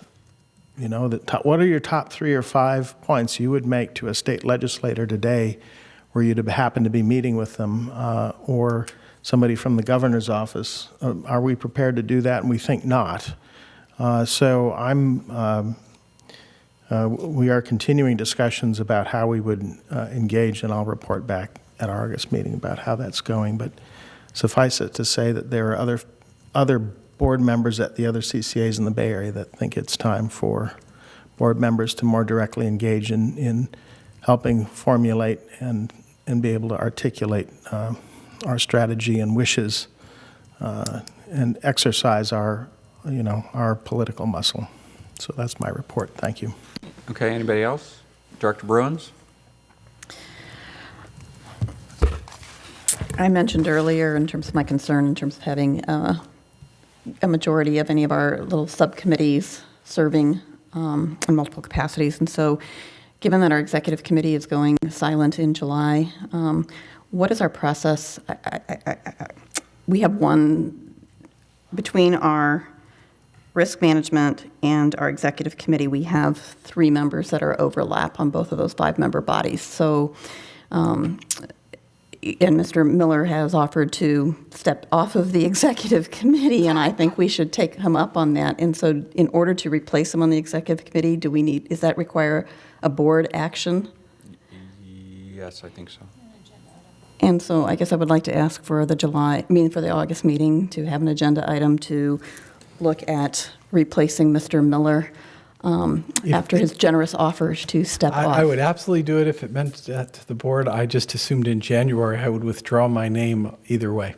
So I'm it's- just concerned in terms of it's a slippery slope from a Brown Act point of view, and Dave Cortese and I both kind of had, there's my little love note over here. Just because one of them is particularly not a Brown Acted meeting and such, and it's a slippery slope, and I would prefer to be as transparent as I am possible. super good if people want to do it, and if they don't want to do it, I'm just saying that in 4 months, I'm going to make it happen for me anyway. Okay, are you finished, Dr. Bruins? Could I respond to that? I just was trying to do the math, but now that we have 3 committees with at least 5 members on each committee and 12 members, there's going to be overlap somewhere, right? So My issue is not overlap. My issue is when that overlap is a majority. So to have bodies where there's 2, that's fine, but when you go to 3, okay. and so if you look at the risk management and you look at the executive committee, those are both 5 members. 3 members are serving on both bodies. So that's a majority of 5. So again, having 2 is fine, but going to that third one is what my concern is. I'll gladly give up either of those seats. Okay, yeah, I just wanted to clarify that. I think yeah. there's several of us that are looking to the Get out. January switch. Right, but if it's necessary. Anybody else have anything they want to give? No, you can't give up. See, I was quick to offer. So. All right, well, in that case, then we're adjourned. Thank you.